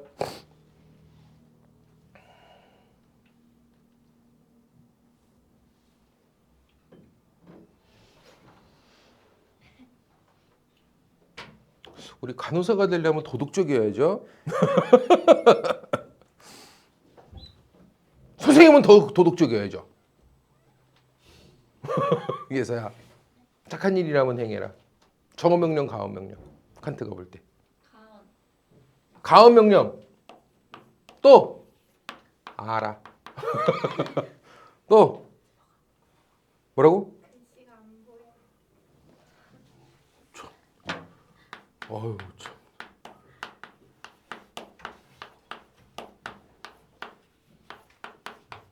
우리 이렇게까지 해야 돼? 됐어? 여기도 글씨체가 마음에 안 들어요? 아니 안 들어. 정언 명령, 가언 명령. 가언 명령 나왔어. 가언 명령 알아, 그죠? 정언 명령이다 손.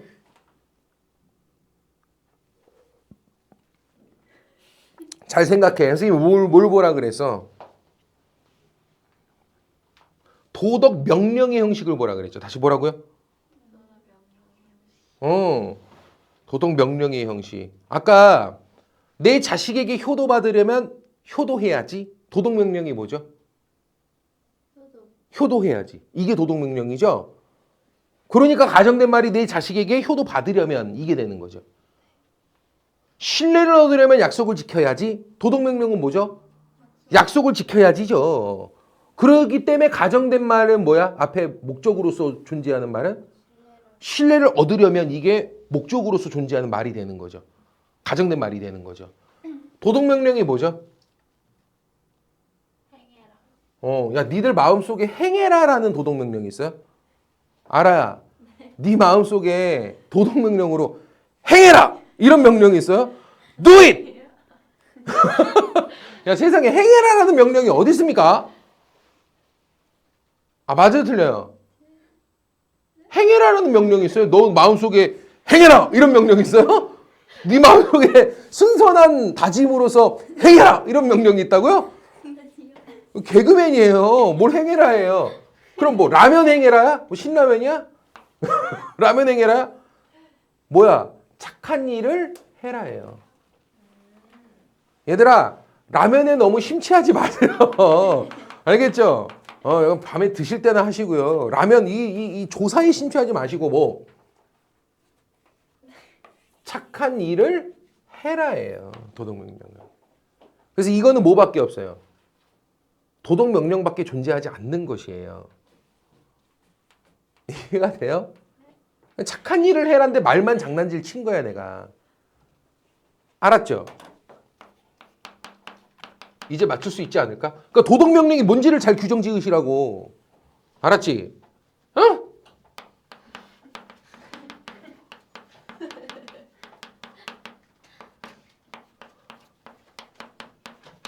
약속을 했다면 지켜라. 다시 뭐라고? 약속을 했다면 지켜라. 나은아, 약속을 했다면 지켜라. 정언명령, 가언명령. 일단 이거는 위에 건 정언명령이었어. 착한 일을 해라 밖에 없으니까. 맞지? 알아? 약속을 했다면 지켜라. 정언. 왜요? 도덕명령이 뭐예요? 이 안에 들어있는 도덕명령이. 지켜라예요? 약속을. 지구를 지켜요? 뭘 지켜요 도대체?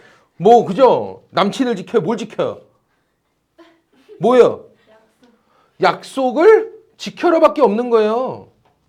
야, 우리 실존인성으로 인식한 명령 중에 약속을 지켜라 있어요, 없어요? 야, 직관적으로 인식해봐야 약속 뭐 해야 돼요? 지켜야 돼. 그래, 그거 알잖아요. 약속을 지켜라 그 자체가 하나의 우리가 인식하는 직관적 명령이에요. 맞아요, 틀려요? 이거 정언 명령이에요. 이것도 가언 명령이라고 하지 마세요. 그러니까 도덕 명령이 뭔지를 규정 지으시라니까. 조사에 심취하지 마시고. 알았지? 돼요? 인간을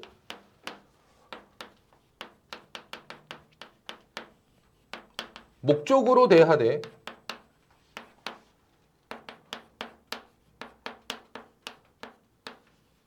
수단으로만 대하지 말라. 인간을 목적으로 대하되 수단으로만 대하지 말라. 정언명령, 가언명령 맞춰보세요. 인간을 목적으로 대하되 수단으로만 대하지 말라. 정언. 내가 뭐 구분하라 그랬어요? 도덕명령이 뭔지를 잘 찾으시라 그랬죠? 도덕명령이 뭐예요? 말라예요? 뭐 김밥 말아요? 아니겠죠. 대하지 말라예요? 그럼 뭐예요? 수단으로만 대하지 말라요? 목적어가 아무것도 없잖아요, 지금. 돼야 안 돼요? 그럼 뭐예요? 대하되 수단으로만 대하지 말라예요? 그럼 목적으로 대하되 수단으로 대하지 말라예요? 주어가 없잖아요. 인간을 목적으로 대하되 수단으로 대하지 말라. 이게 단체가 들어가야 하나의 어떤 우리가 인식하는 명령이에요. 사람을 함부로 수단으로 대하지 마라. 이런 명령이 있어요, 없어요? 너희들이 인식하는 선행관념. 왜 나만 있는 거야? 사람 함부로 막 수단으로 취급하고 다뤄도 돼? 막 인간 실험하고 막? 막 생체 실험하고 막? 그래도 되는 거야, 사람을? 아니요. 막 윤서 막 예서 막 친구 막 팔아먹고 막. 알겠죠? 돈 준다니까 막. 알았죠? 그래도 되는 거야? 수단으로 돈벌이 수단으로? 안 되는 거죠. 인간을 목적으로 대하되 수단으로만 대해서는 안 된다. 이 자체가 하나의 명령일 뿐이에요. 이거 정언 명령이에요. 이해돼요? 그러니까 너희들이 직관적으로 인식하는 실천이성으로 직관적으로 인식하는 그냥 이거는 맞지, 이건 선이지라고 생각하는 명령들 있잖아. 그 명령이 뭔지 명령을 한번 이 안에 찾아보라 이거야. 근데 그 앞에 그 명령이 목적으로 하는 말이 존재하면 알겠죠? 그건 가언 명령이 되는 거야. 만약에 뭐 앞에 붙였어. 너에게 이익이 되기 때문에 알겠죠? 인간을 목적으로 대하되 수단으로만 대하지 마라. 알겠죠? 그럼 인간을 목적으로 대하되 수단으로 대하지 않는 것은 뭐 때문인 거야? 이익을 위해서가 되는 거야. 이렇게 되면 이건 가언 명령이야. 말뜻 이해돼요? 알겠죠? 이거 어때? 불쌍한 감정이 든다면 어려운 이웃을 도와라. 다시 뭐라고? 불쌍한 감정이 든다면 어려운 이웃을 도와라. 정언 명령이야, 가언 명령이야? 가언 명령이야, 이거. 어려운 이웃을 돕는 건 그 자체로 순수한 도덕적 의무감으로 하는 게 아니야. 뭐야? 기분 때문에 하는 거야. 알겠죠? 기분 더럽지 않으려고 하는 거야. 알겠죠? 내가 얘기했죠? 칸트한테 그 뭐 현 이혜영 부부 이런 애들 다 니킹 맞는다고요. 그따구로 얘기하다가. 남을 돕는 것은 다른 목적이 있는 게 아니에요. 그냥 저 스스로 너무 행복하고 기분이 좋은 일입니다. 남을 돕는 것은. 알겠죠? 칸트는 뭐라 그럴까요? 뭐 도덕을 행해도 그따구로 행하냐고요. 기분 좋자고 합니까? 도덕은 무조건적 의무감으로 하는 겁니다. 이해되죠? 그따구로 조금 기분 나빠지고 언제부턴가 기분이 안 좋아지면 안 할 수 있는 그런 게 도덕이어서는 안 돼요. 알겠습니까? 이제 이해되죠? 좋습니다.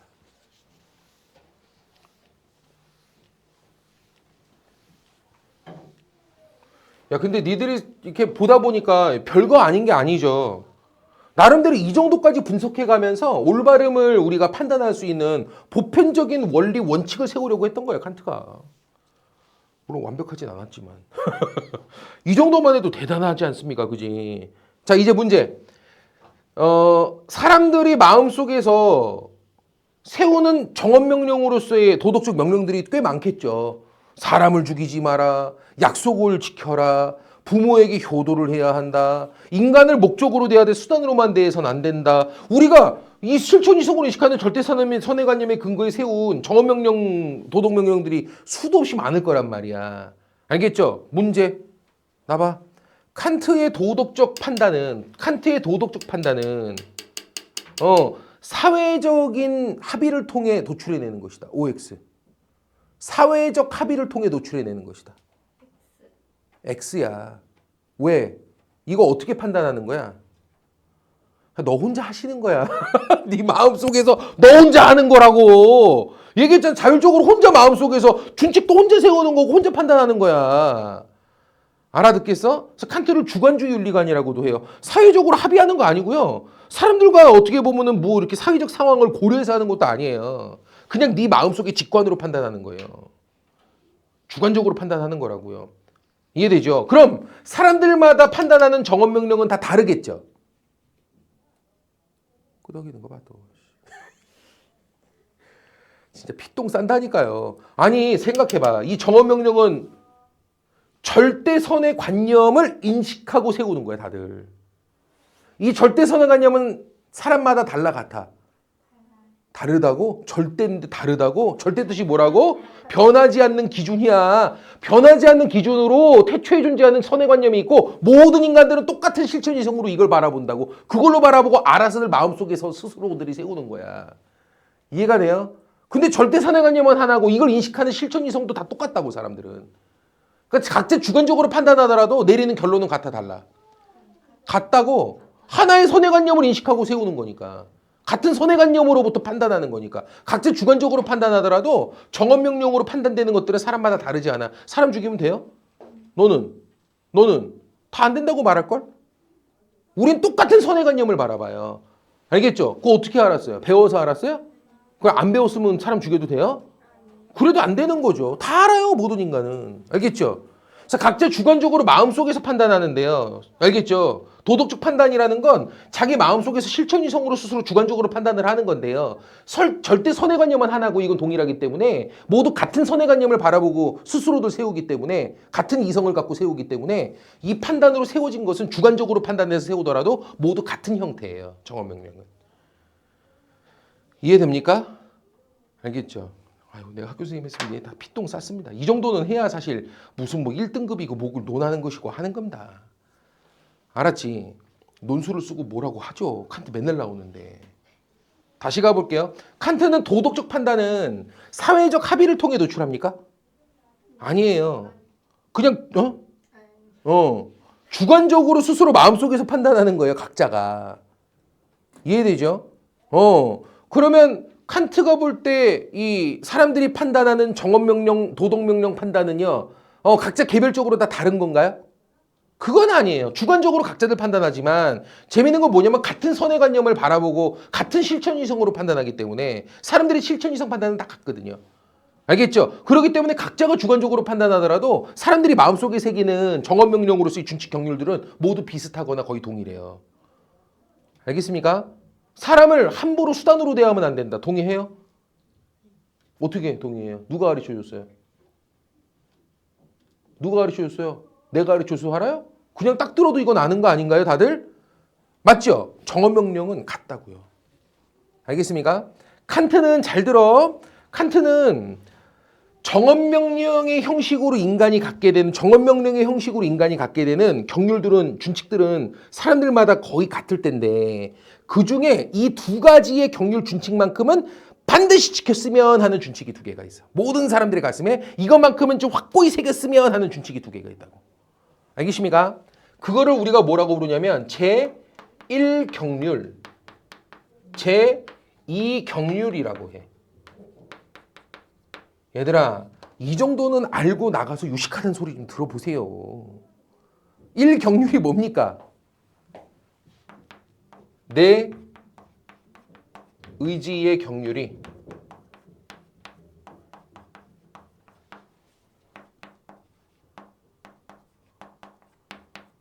보편적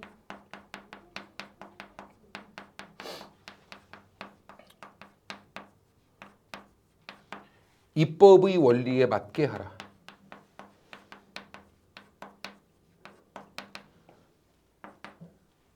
다시 뭐라고? 네 의지의 경륜이 보편적 입법의 원리에 맞게 하라. 판단해봐. 이게 무슨 뜻이죠?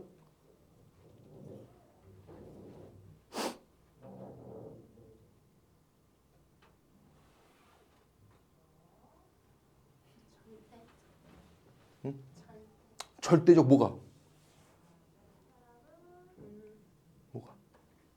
네가 너 스스로의 의지로 세운 도덕 준칙 경률들이 있을 거 아니야. 마음속에 세운 준칙 경률. 이런 것들이 어때야 된다? 보편적인 법으로서 작용해도 무리가 없는지를 살펴보라고. 쉽게 풀면 뭐야? 내로남불하지 마시라고요. 내가 하면 로맨스, 남이 하면 불륜이죠? 사람들은 자기 스스로에게만 관대해요. 수도 없이 많습니다. 되나? 우리나라 볼까요? 우리나라가 옛날에 일본이 우리나라를 침공해서 많은 이익을 취해갔죠. 일제강점기 때, 그죠? 우리 이거 비난하고 비판하죠. 자기네 나라의 이익을 위해서 약소국을 함부로 침범하고 약소국의 인권을 유린하는 것은 나쁜 거다라고 이야기합니다. 알겠죠? 그럼 이건 어때요? 우리가 옛날에 베트남에 파병했던 것은 베트남 파병 알죠? 1965년부터 파병했었잖아, 우리. 백골부대 가가지고 베트남 사람들 많이 죽였다. 엄청 죽였습니다. 알겠죠? 왜 갔죠? 베트남이 우리한테 뭐 잘못했어요? 베트남이 우리한테 뭐 욕했냐? 반말했냐? 그럼 베트남이 뭘 했다고 우리가 때렸죠?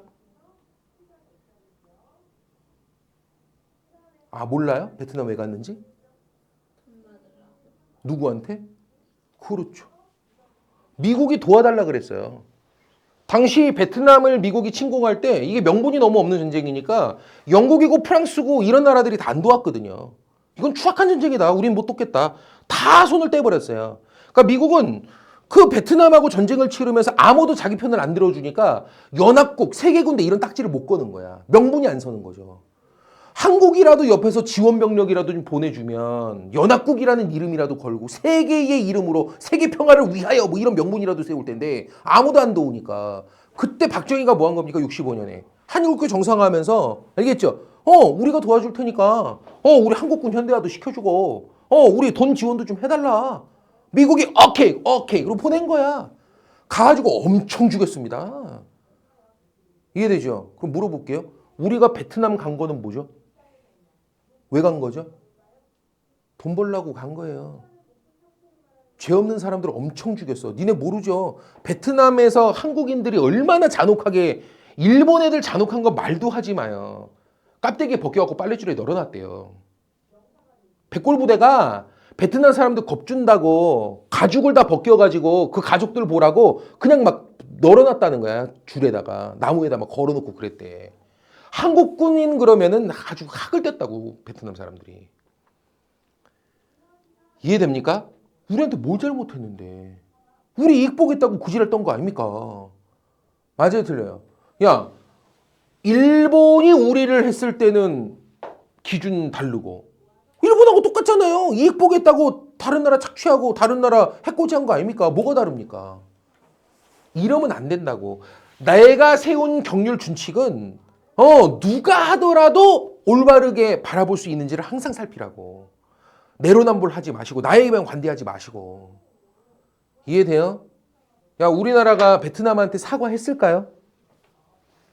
했어요. 누구 때? 노무현 대통령 때 가서 사과했고요. 알겠죠? 문재인 대통령도 가서 사과했고요. 이재명 대통령도 사과 곧 하겠죠. 진보 정권이 잡으면 항상 사과합니다. 베트남 가서. 선생님 너무 고마운 게 누구냐면 박항서 감독 알죠? 베트남 축구대표팀 그 감독해가지고 베트남 4강까지 올리고 베트남 막 동남아시아컵에서 우승 만들고 했던 너무 고마워 진짜. 우리가 그들에 대해서 지던 죄를 알게 죄값을 우리가 좀 만회할 수 있는 거니까 베트남 사람 보면 잘해주세요. 우린 그래서는 안 됩니다 그들에게. 알았지? 좋습니다. 갑자기 심파가 됐네요. 되지? 이거 뭔 얘기인지 알 것 같아? 우리가 마음속에 새기고 있는 준칙 경륜 같은 것들이 나에게만 관대하고 나에게만 유리한 준칙이어서는 안 된다. 그 누구에게 적용해도 아무 무리가 없는 것인지를 항상 살필 줄 알아야 된다. 말뜻 이해됩니까? 다음 두 번째 이경률이 뭘까요? 제 이경률? 나 자신에게나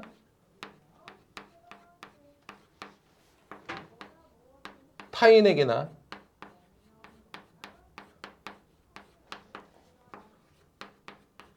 인간을 동시에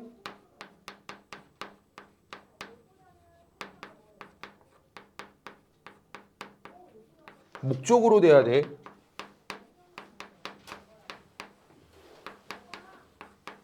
수단으로만 대우하지 말라. 팔 아프다. 이게 뭘까요? 나 자신에게나 타인에게나 인간을 동시에 목적으로 대야 돼. 수단으로만 대하지 말라. 나 자신에게나 타인에게나 인간을 동시에 목적으로 대야 돼. 수단으로만 대하지 말라. 야, 이런 거 선생님들 막 쓰는 거 보면 저 새끼 머리 되게 좋네 싶죠? 아니에요. 뜻을 완벽히 이해하고 있기 때문에 말할 수 있을 뿐이에요. 너희들도 여기 있는 뜻을 완벽히 말하면 어때요? 말할 수 있어요. 그리고 그렇게 완벽하게 이 말뜻을 이해하지 못하면 무조건 틀려요. 1등급은 나올 수가 없어요. 말하지 못한다. 걔는 완벽히 이해 못한 거야. 틀려 무조건. 어디든가. 알았지? 나봐. 지금 보니까 나 자신에게나 타인에게나 나를 대할 때나 남을 대할 때나 이런 얘기야. 누구를? 인간을 뭔가 대하는 거고 인간을 대우하는 건데 인간을 대하고 인간을 대우하는 건데 나가 됐든 남이 됐든 하여간 사람을 대할 때 말이야. 알겠죠? 사람을 대우할 때 말이야.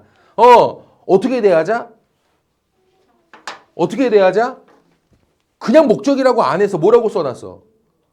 동시에 목적으로 대해야 돼. 대신 뭐로는 안 돼? 수단으로만 대하는 건 안 돼. 수단으로만 대하는 건 안 돼. 이해돼요? 잘 생각해. 사람을 목적으로 대하는 것과 수단으로 대하는 것 지금 두 가지가 있는 것 같죠? 돼요 안 돼요? 경우의 수는 몇 가지가 있을까요? 사람을 목적으로 대해야 돼, 수단으로 대하지 않는 경우가 있고요. 됩니까? 두 번째는 뭐가 있을까요? 목적으로는 대하지 않고 수단으로만 대하는 경우가 있고요. 맞죠? 세 번째는 목적으로 대함과 동시에 수단으로 대하는 경우가 있겠죠. 이해돼요? 예를 들어 볼게요. 선생님 내 초등학교 때 친한 친구가 있었거든. 알고 봤더니 그 우리 학교 앞에 있는 떡볶이집 아들인 거야. 그래서 학교 끝나고 가면 엄마가 와갖고 먹고 가라 그래요. 그럼 친구도 같이 와. 당연히 같이 오라고 그러죠. 그럼 이제 실컷 먹는 거야. 그래갖고 난 그 친구하고 되게 친하게 지냈다. 이해돼요? 물어볼게요. 그 친구는 선생님에게 목적입니까? 수단입니까? 뭐를 위한? 떡볶이를 위한 수단이죠. 아무 목적 없이 오로지 수단으로만 대하는 거 된다, 안 된다? 안 된다는 거야. 거래처 사장님을 대하는데 알겠죠? 그냥 내 이익이 되려고 막 사기도 쳐먹고 내 이익이 되려고 저 사람에게 불이익이 될 것을 알려주지도 않고 그냥 저 사람에게 그럴듯한 것만 얘기해주고 그냥 거래를 마무리 지었어. 나는 그 사람을 뭐로 대한 거죠? 오로지 수단으로만 대한 거죠. 목적 의식 없이 오로지 뭐로만 대하는 거? 수단으로만 대하는 건 된다, 안 된다? 이건 안 된다는 거야. 이건 안 된다는 거야. 이해됩니까? 다음, 목적이 없이 완전히 뭐로만 순단적인 이런 관계 없이 완전히 목적으로만 대하는 경우는 어떤 경우 있죠? 오로지 목적 그 자체로만 대해 수단적 성격이 전혀 없어 사람을 대할 때. 니네 부모님이 너희들을 대할 때 생각하시면 돼요. 윤서야, 네 학원비만 얼마 나가냐?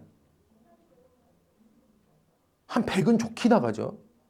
그죠? 그럼 너희 부모님은 너한테 왜 그렇게 돈을 퍼대기로 쓰고 있을까요?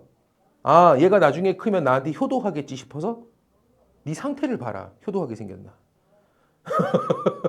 부모님이 진짜 너한테 그런 걸 기대할 수 있을 거라고 생각하나? 다 가슴에 손을 얹고 생각해봐. 그죠? 왜? 가슴이 미어지냐? 나 그지 않아요? 내 상태를 봐요. 솔직히 밑 빠진 독에 물 붓길 수도 있어요. 대가성을 바라고 한다고요? 야, 대가성을 바라고 만약에 가능성을 보고했다면 투자 안 했죠, 절대. 이건 투자할 대상이 아니죠. 이미 끝났죠.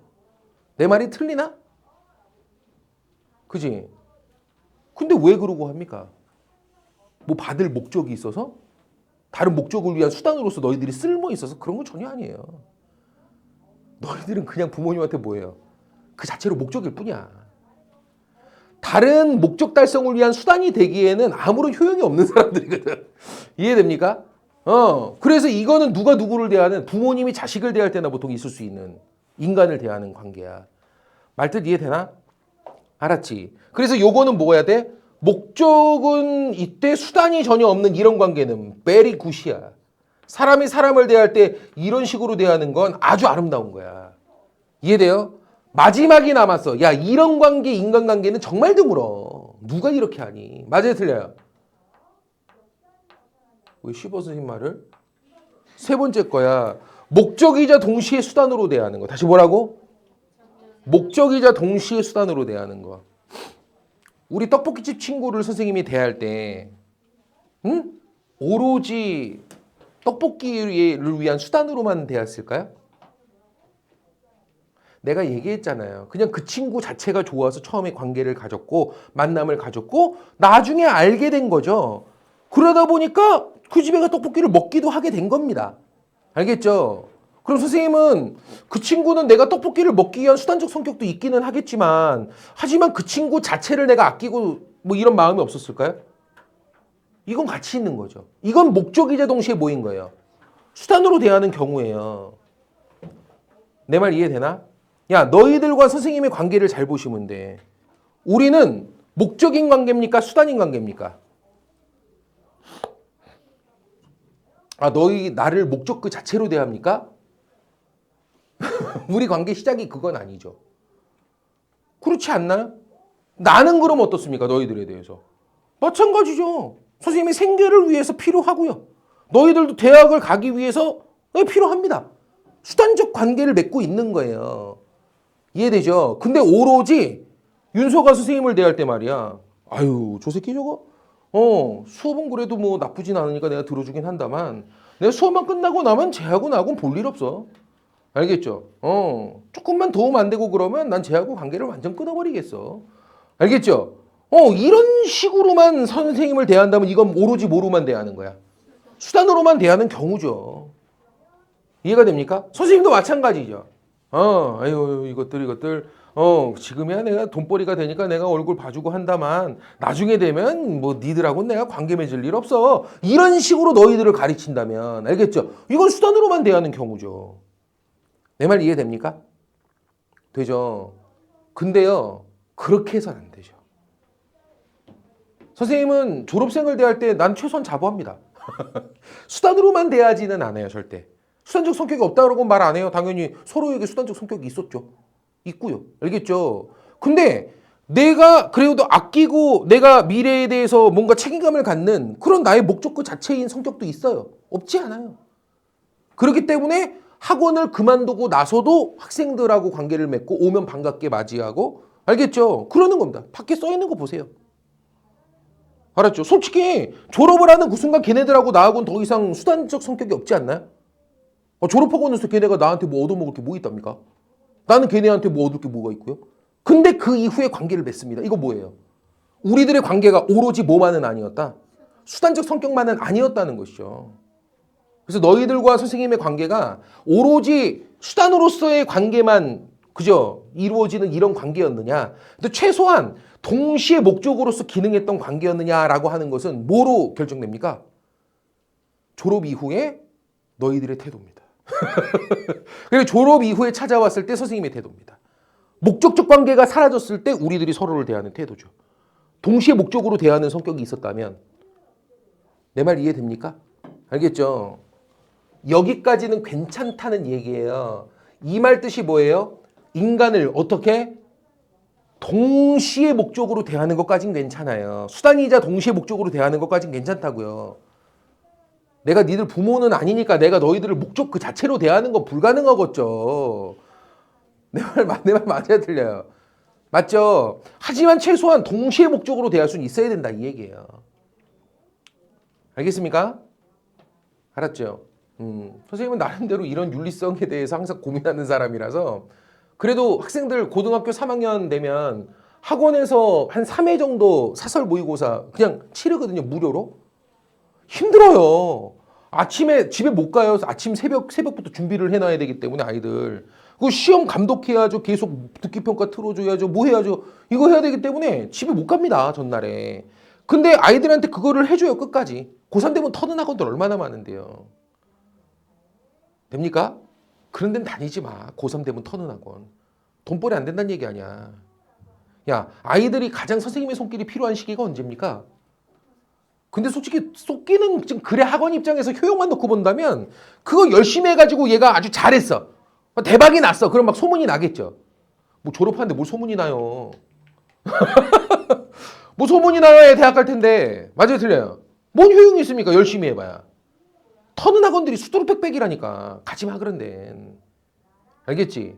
돈벌이가 되고 안 되고가 중요한 게 아니죠. 그것도 나하고 선생 제자의 관계를 맺었던 아이들인데 대학 갈 때까지는 그래도 나의 손길이 가장 필요한 아이들인데 할 수 있는 데까지 내가 최선을 다해줘야 되지 않겠습니까?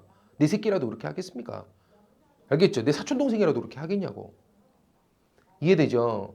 그래서 마지막까지 뭐 학원에서 원서 상담 같은 것도 돈 안 받아 우리 학원은. 그게 선생님의 마지막 남은 최소한의 자존심 같은 거예요. 내 나름대로 사람들을 뭐로 대하지 않겠다 오로지. 수단으로만 대하진 않겠다는 선생님의 의지의 표현인 것이고. 알겠습니까? 난 그 결과물이 밖에 아이들이 와가지고 막 쓰고 가는 그런 것들이라고 생각해요. 저번 주 월요일 날도 애들 왔었고요. 알겠죠? 하도 찾아와가지고 문제죠. 월요일도 왔었고. 저번 주 월요일도 왔었죠. 그런 거죠. 되십니까? 그래서 나 자신에게나 타인에게나 사람을 대할 때 어떻게 해? 최소한 동시에 목적으로는 대하는 것까진 괜찮아요. 하지만 오로지 수단으로만 대하는 것은 안 된다. 이해 안 되는 거 지금 하나 있어. 뭐 이것도 내가 알려줘야 돼? 앞에 써 있는데 나 자신에게나는 이상하지 않아? 아니 다른 사람을 대할 때 최소한 동시에 목적으로는 대할 수 있어야 된다까지는 이해가 됐어. 수단으로만 대해서는 안 된다. 이거까지 이해됐다고. 나 자신에게나는 무슨 소리야? 칸트는 자살에 대해서 뭐라고 평가할까요? 나중에 생명윤리 파트 할 때 배울 거야. 그때 할 때마다 매번 묻지 말고 지금 할 때 완벽하게 칸트를 해두라고. 칸트가 볼 때 자살이라고 하는 건 야 사람들 왜 자살하죠? 힘들어서 고통을 없애려고. 또 어떨 때 자살하죠? 사업 망했을 때. 주식 폭망했을 때. 맞죠? 그때 왜 그럼 주식 폭망했고 사업 망했다고 왜 자살하죠? 주식 망하고 사업이 망해서. 그러니까 빚에 앉으니까 먹고 싶은 거 마음껏 못 먹고요. 맞죠? 다니고 싶은 대로 마음대로 못 다니고요. 알겠죠? 그러니까 마음껏 즐기지 못할 것 같거든. 그러니까 죽는 거예요. 알겠죠? 앞으로 고통스러울 것 같으니까 고통 회피하려고 죽는 거예요. 또 어떨 때 죽죠?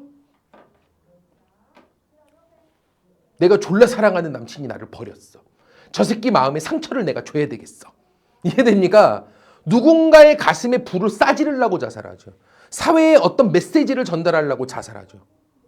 이해됩니까? 유서 써놓고 자살하고 그러잖아요. 칸트가 볼 땐 이거 다 개 같은 짓이에요.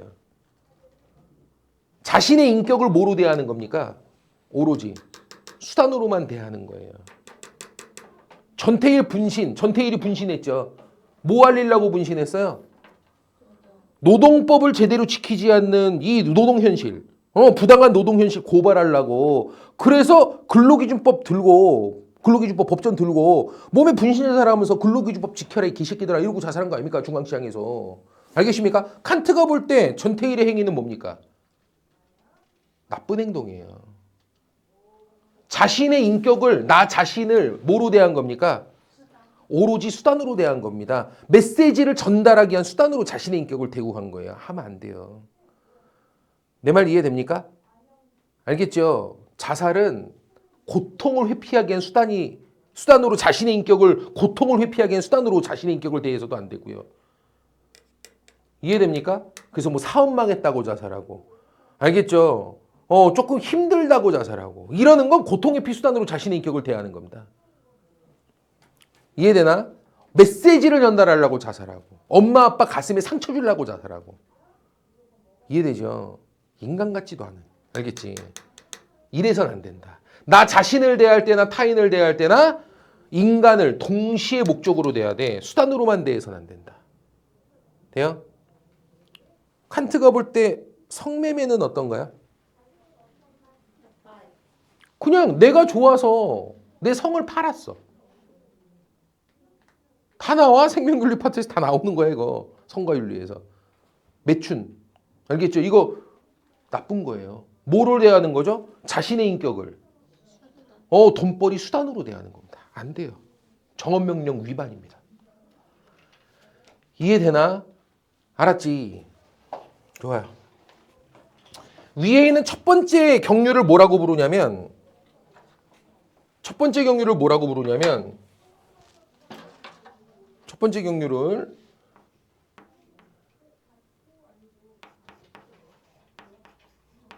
보편주의 정식이라고 부르고요. 뭐라고 부른다고? 보편주의 정식이라고 부르고요.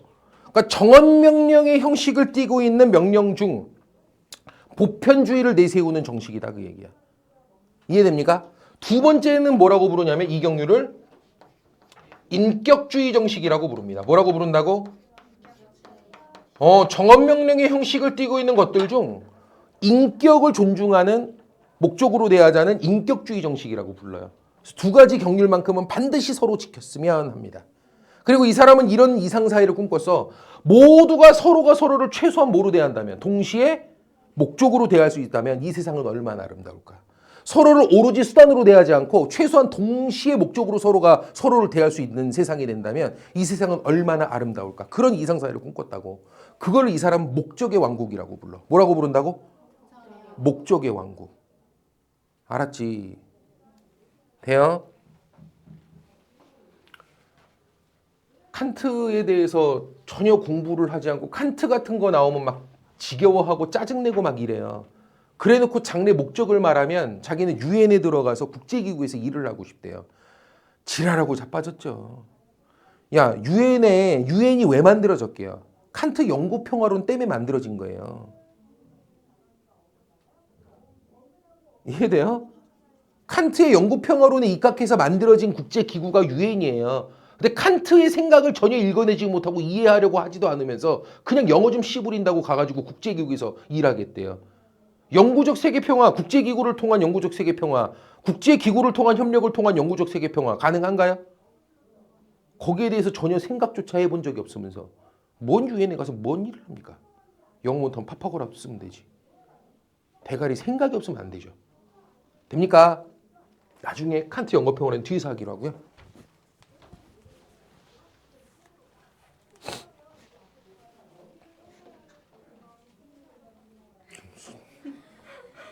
눈이 너무 아파.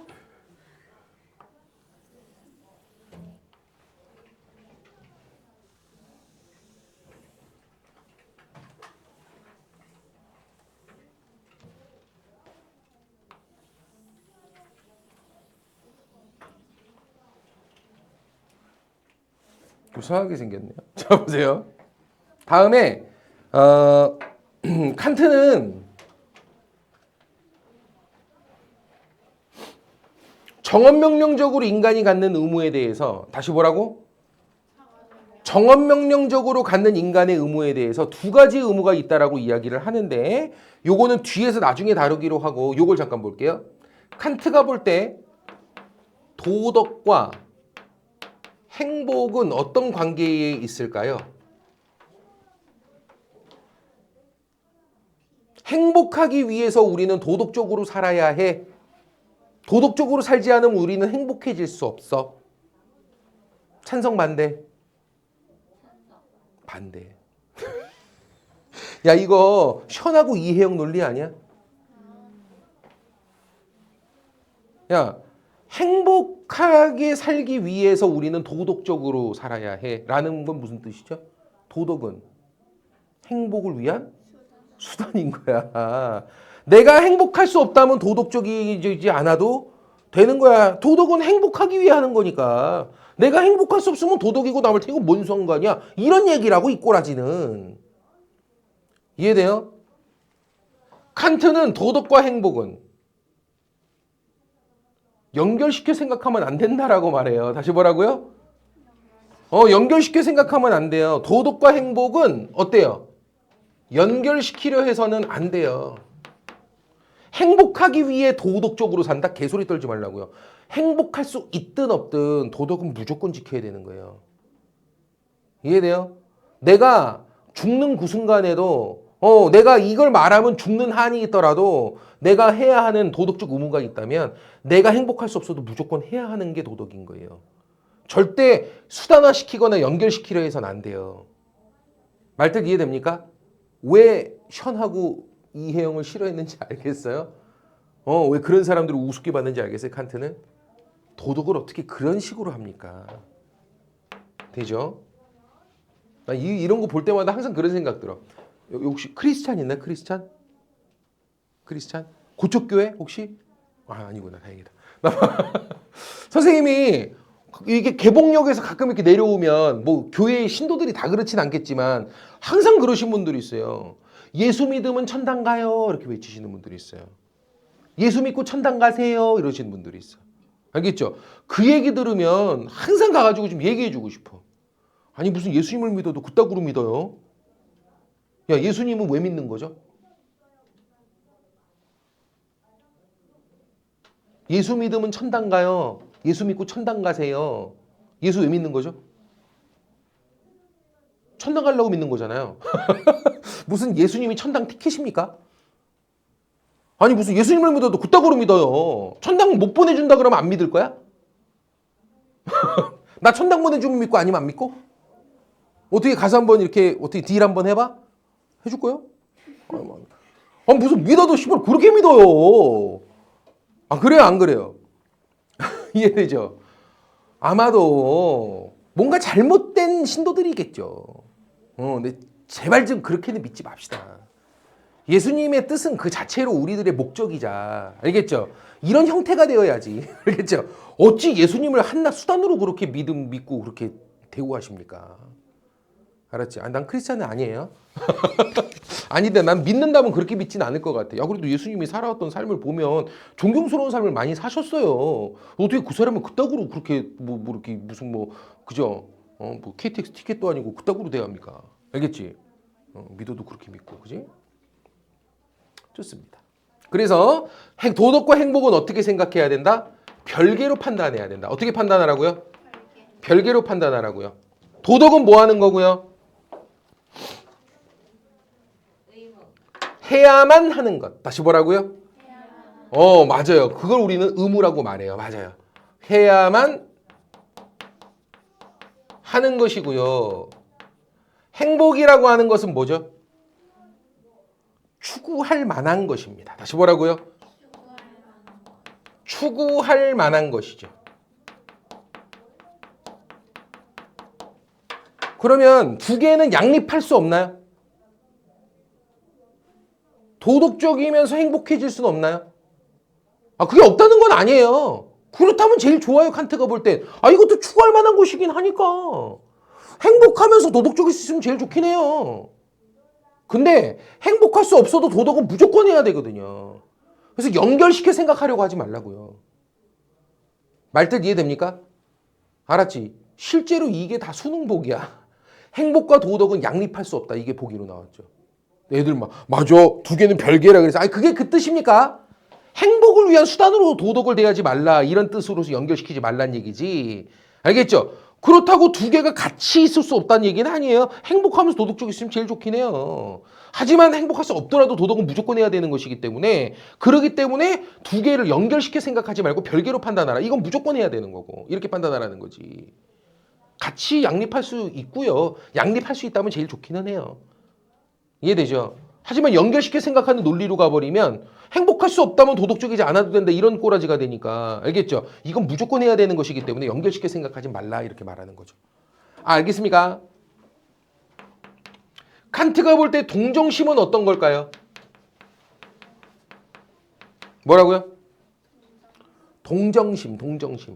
뿔땅에 그죠? 동정심 알겠죠? 동정심. 도덕적 행위의 근거일까요? 아니요. 왜 아니죠? 앞에 써 있죠. 상대. 감정에 따라서 행위하는 것은 도덕적일 수 없어요. 왜? 인간의 감정은 상황에 따라 나의 처지에 따라 그때그때 매번 달라지거든요. 윤서야, 남친한테 까였어. 어때? 불쌍한 사람 보고 동정심이 들어? 안 든다니까. 알겠죠? 불쌍한 사람 보면 화나. 왜 불쌍해가지고 님이를 막 이러고 그죠? 알겠지? 됐어요? 그렇다니까. 그러니까 동정심이라고 하는 것은 하지만 선한 존재가 되어가는데 도움이 될 수 있는 감정이라고는 말해요. 꽤나 도움을 줄 수 있는 감정이기는 해요. 그래서 권장은 합니다. 이해됩니까? 그래서 이 사람은 이것을 권장하기는 하고요. 선한 소질 중에 하나라고는 말해요. 선함으로 갈 수 있는 소질 중에 하나라고는 말해요. 알겠죠? 하지만 동정심이라고 하는 것을 뭐로 보지는 않아? 선의 근거. 알겠죠? 선한 행동에 직접적 동기가 되거나 그런 근거가 되지는 못한다라고 봐요. 알겠습니까? 감정적 행위는 도덕적일 수 없으니까요. 이해되나? 그래서 뭐 감정적인 건 다 악하다까지는 아니어도 최소한 도덕적이다 이렇게 추앙할 수는 없다라는 거죠. 알겠습니까? 돼야 안 돼요? 최고 난이도 보기입니다. 최고 난이도 보기. 칸트가 볼 때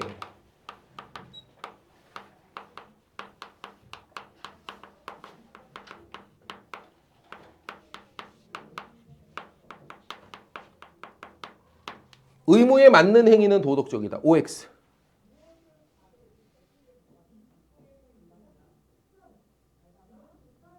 뭐 단체로 째려보는 거야 지금? 뭐 칠판을 왜 째려봐요? 의무에 맞는 행위는 도덕적이다. 5. 자, 봐. 의무에서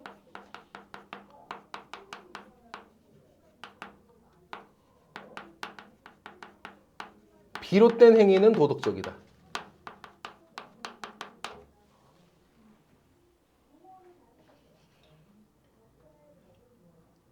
왜요? 요새 째려봐요. 잘 보세요. 효도했어. 의무에 맞는 행위입니까? 그죠? 약속을 지켰어. 의무에 맞는 행위입니까? 네. 그럼 잘 봐. 효도했어. 의무에 맞죠? 근데 동기에 따라 두 개가 있죠? 그냥 순수한 의무감에서 효도를 한 경우 그 경우는 의무에 맞는데 의무에서 비롯된 건가요? 순수한 도덕적 의무감에서 효도는 그냥 인간의 의무니까 무조건 해야지 이런 마음으로 효도를 했어. 이거는 효도를 했으니까 의무에 맞는 건데 근데 의무감에서 비롯된 거 맞나요? 순수한 의무의식에서 비롯된 거죠. 내가 뭐라 그랬어 지금? 그냥 인간은 마땅히 효도하는 게 맞아. 그런 순수한 의무감을 했다니까. 그럼 의무에서 비롯된 행위라고 말할 수 있죠. 이해돼야 안 돼요? 의무의식에서 비롯된 거죠. 선의지에서 비롯된 거죠. 근데 이런 경우 내 자식한테 효도받으려면 나부터 효도해야 되겠는데? 야, 효도했으니까 의무에 맞아요, 안 맞아요? 효도했으니까 의무에는 맞는 거죠. 효도를 하여간 하는 행위는 의무에 맞는 행위야. 인간의 의무에 맞는, 우리가 판단하는 의무에는 맞는 행위야. 효도, 뭐 진실을 말하는 거, 약속을 지키는 거, 알겠죠? 뭐 이런 거 어려운 이웃을 돕는 거 이런 건 뭐예요? 다 의무에는 맞아. 인간의 의무에는 맞는 행위이긴 해. 우리가 인식하는 의무에는 맞아요. 근데 칸트는 이거는 다 도덕적이라고 보지는 않아. 왜? 의무에 맞는 행위는 두 가지로 나뉘거든. 의무에서 비롯돼서 나오는 행위가 있고 이해가 돼요? 의무에서 비롯되지 않는 것도 있어. 어떤 경우? 내 자식한테 효도받으려면 효도해야 되겠네. 효도했으니까 의무에는 맞는 행위기는 한데 근데 의무에서 비롯돼 나오진 않았죠. 이해관계에서 비롯돼 나온 거죠. 나의 이익에서 비롯돼요. 이해돼요? 안 돼요? 이게 무슨 복이에요? 나의 내적 동기를 따지는 복인 거고요. 이건 결과적으로 의무에 맞게 행동이 이루어졌냐만 따지는 거예요. 이해돼요? 밑에 게 맞는 거고 위에 게 틀린 거야. 이해돼요? 나은아 거의 맛이 갔는데요 지금? 나봐. 의무에 부합하는 행동이 있고 일단 의무에 부합되지 않는 행동이 있어. 의무에 위반되는 행동이 있어. 사람을 죽였어. 어때요? 위반되죠. 효도했어. 의무에 맞기는 하죠. 이해됩니까? 돼요 안 돼요? 효도했어. 의무에 부합되죠. 거짓말했어. 위반되죠. 결과적으로. 이해됩니까? 근데 칸트가 볼 때 일단 의무에 위반되는 건 무조건 나쁜 거예요. 악이에요. 저건 하면 안 돼요. 근데 의무에 부합되는 건 나눠줘야 돼. 의무에 부합된다고 무조건 해야 되는 건 아니고요. 의무에 부합되는 건 두 개로 나눠줘야 돼. 의무에 부합되는 행동 중에 의무감에서 비롯되어 나오는 행위가 있고요. 이해가 돼요? 의무에서 비롯되지 않는 행위가 있어요.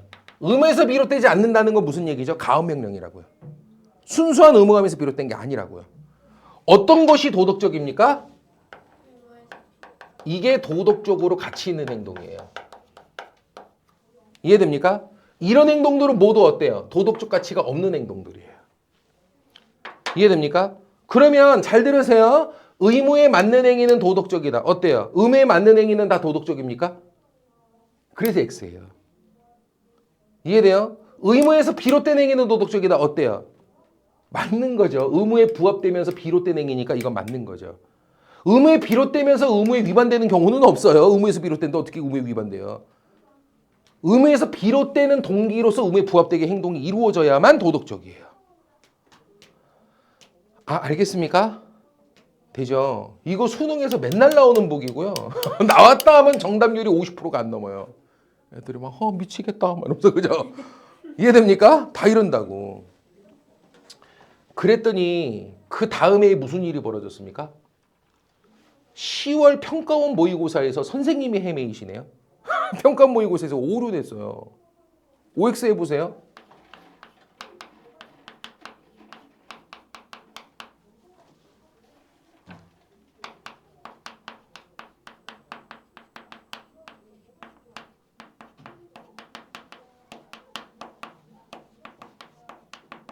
의무에 맞는 행위여야만 도덕적이다.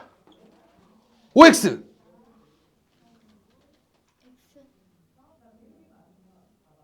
의무에 맞는 행위여야만 도덕적이다.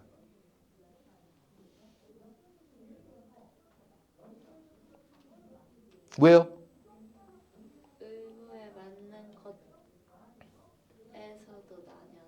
나뉘어서 나뉘어서 의무감에서 비롯되어야만 하는 건데 의무감에서 비롯되었다 하더라도 최소한 의무에 부합되는 결과는 나와야 되는 거 아닌가요?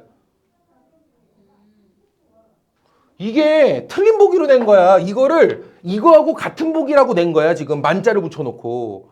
이거 해야만 하는 거는 도덕적이다라고 판단이 되려면 최소한 여기에는 부합되어야 된다라고 하는 필요 조건 지문이야. 이거 필요 조건 지문. 최소한 의무에는 부합되기는 해야 되거든요. 내 말 이해돼요? 의무에서 부합되고 의무에 맞는다고 다 도덕적인 건 아니죠. 그러니까 의무에 맞는 행위는 도덕적이다는 틀리죠. 의무에 맞는다고 다 도덕적이진 않으니까. 하지만 의무에 맞는 행위여야만 도덕적이라는 건 의무에 부합되는 이 최소 조건은 갖추어져야만 한다. 도덕적이 되려면. 이런 복이거든요. 이거 맞는 복이에요. 그래서. 이걸 틀린 복이로 냈어. 출제한 사람이. 알겠죠? 이거 두 개 말뜻을 구분을 못한 거 지가 써놓고도. 한국 말을 못 알아먹어가지고. 그건 다른 복이죠. 야, 이거 이해돼요? 뭔 소리인지? 도덕적인 행동이 되려면 일단 결과적으로 일단 인간의 의무에 맞게 행위가 이루어지기는 해야 돼요. 알겠죠? 그리고 동기도 의무에 의해서 비롯되어야 해요. 이해됩니까? 그럼 최소한 의무에 맞게 이루어진 행위여야만 하기는 해요. 도덕적이 되려면. 이해돼요? 그러니까 이게 맞는 복이에요. 하지만 의무에 부합되는 행위가 다 도덕적이다라는 보기는 틀려요. 그게 첫 번째 보기가 틀린 이유예요. 이해되시는 분 손. 이거 그러니까 이런 게 다 국어 지문이고 알겠죠? 이런 거를 이제 가르는 게 수능인 거야, 아가들아. 알았죠? 응? 하면 늘 수 있어요. 너무 그렇게 표정들 막 나 좆된 거 같아 막 이러지 말고 하면 할 수 있어요. 알았지? 어차피 학교 애들은 근처도 못 와요. 되십니까? 요 보기들 알겠어요? 뭔 보기인지? 좋습니다. 자, 여기까지 칸트를 보시고 다음 시간에 또 이어서 보십시다. 복습 한번 좀 해오세요, 칸트.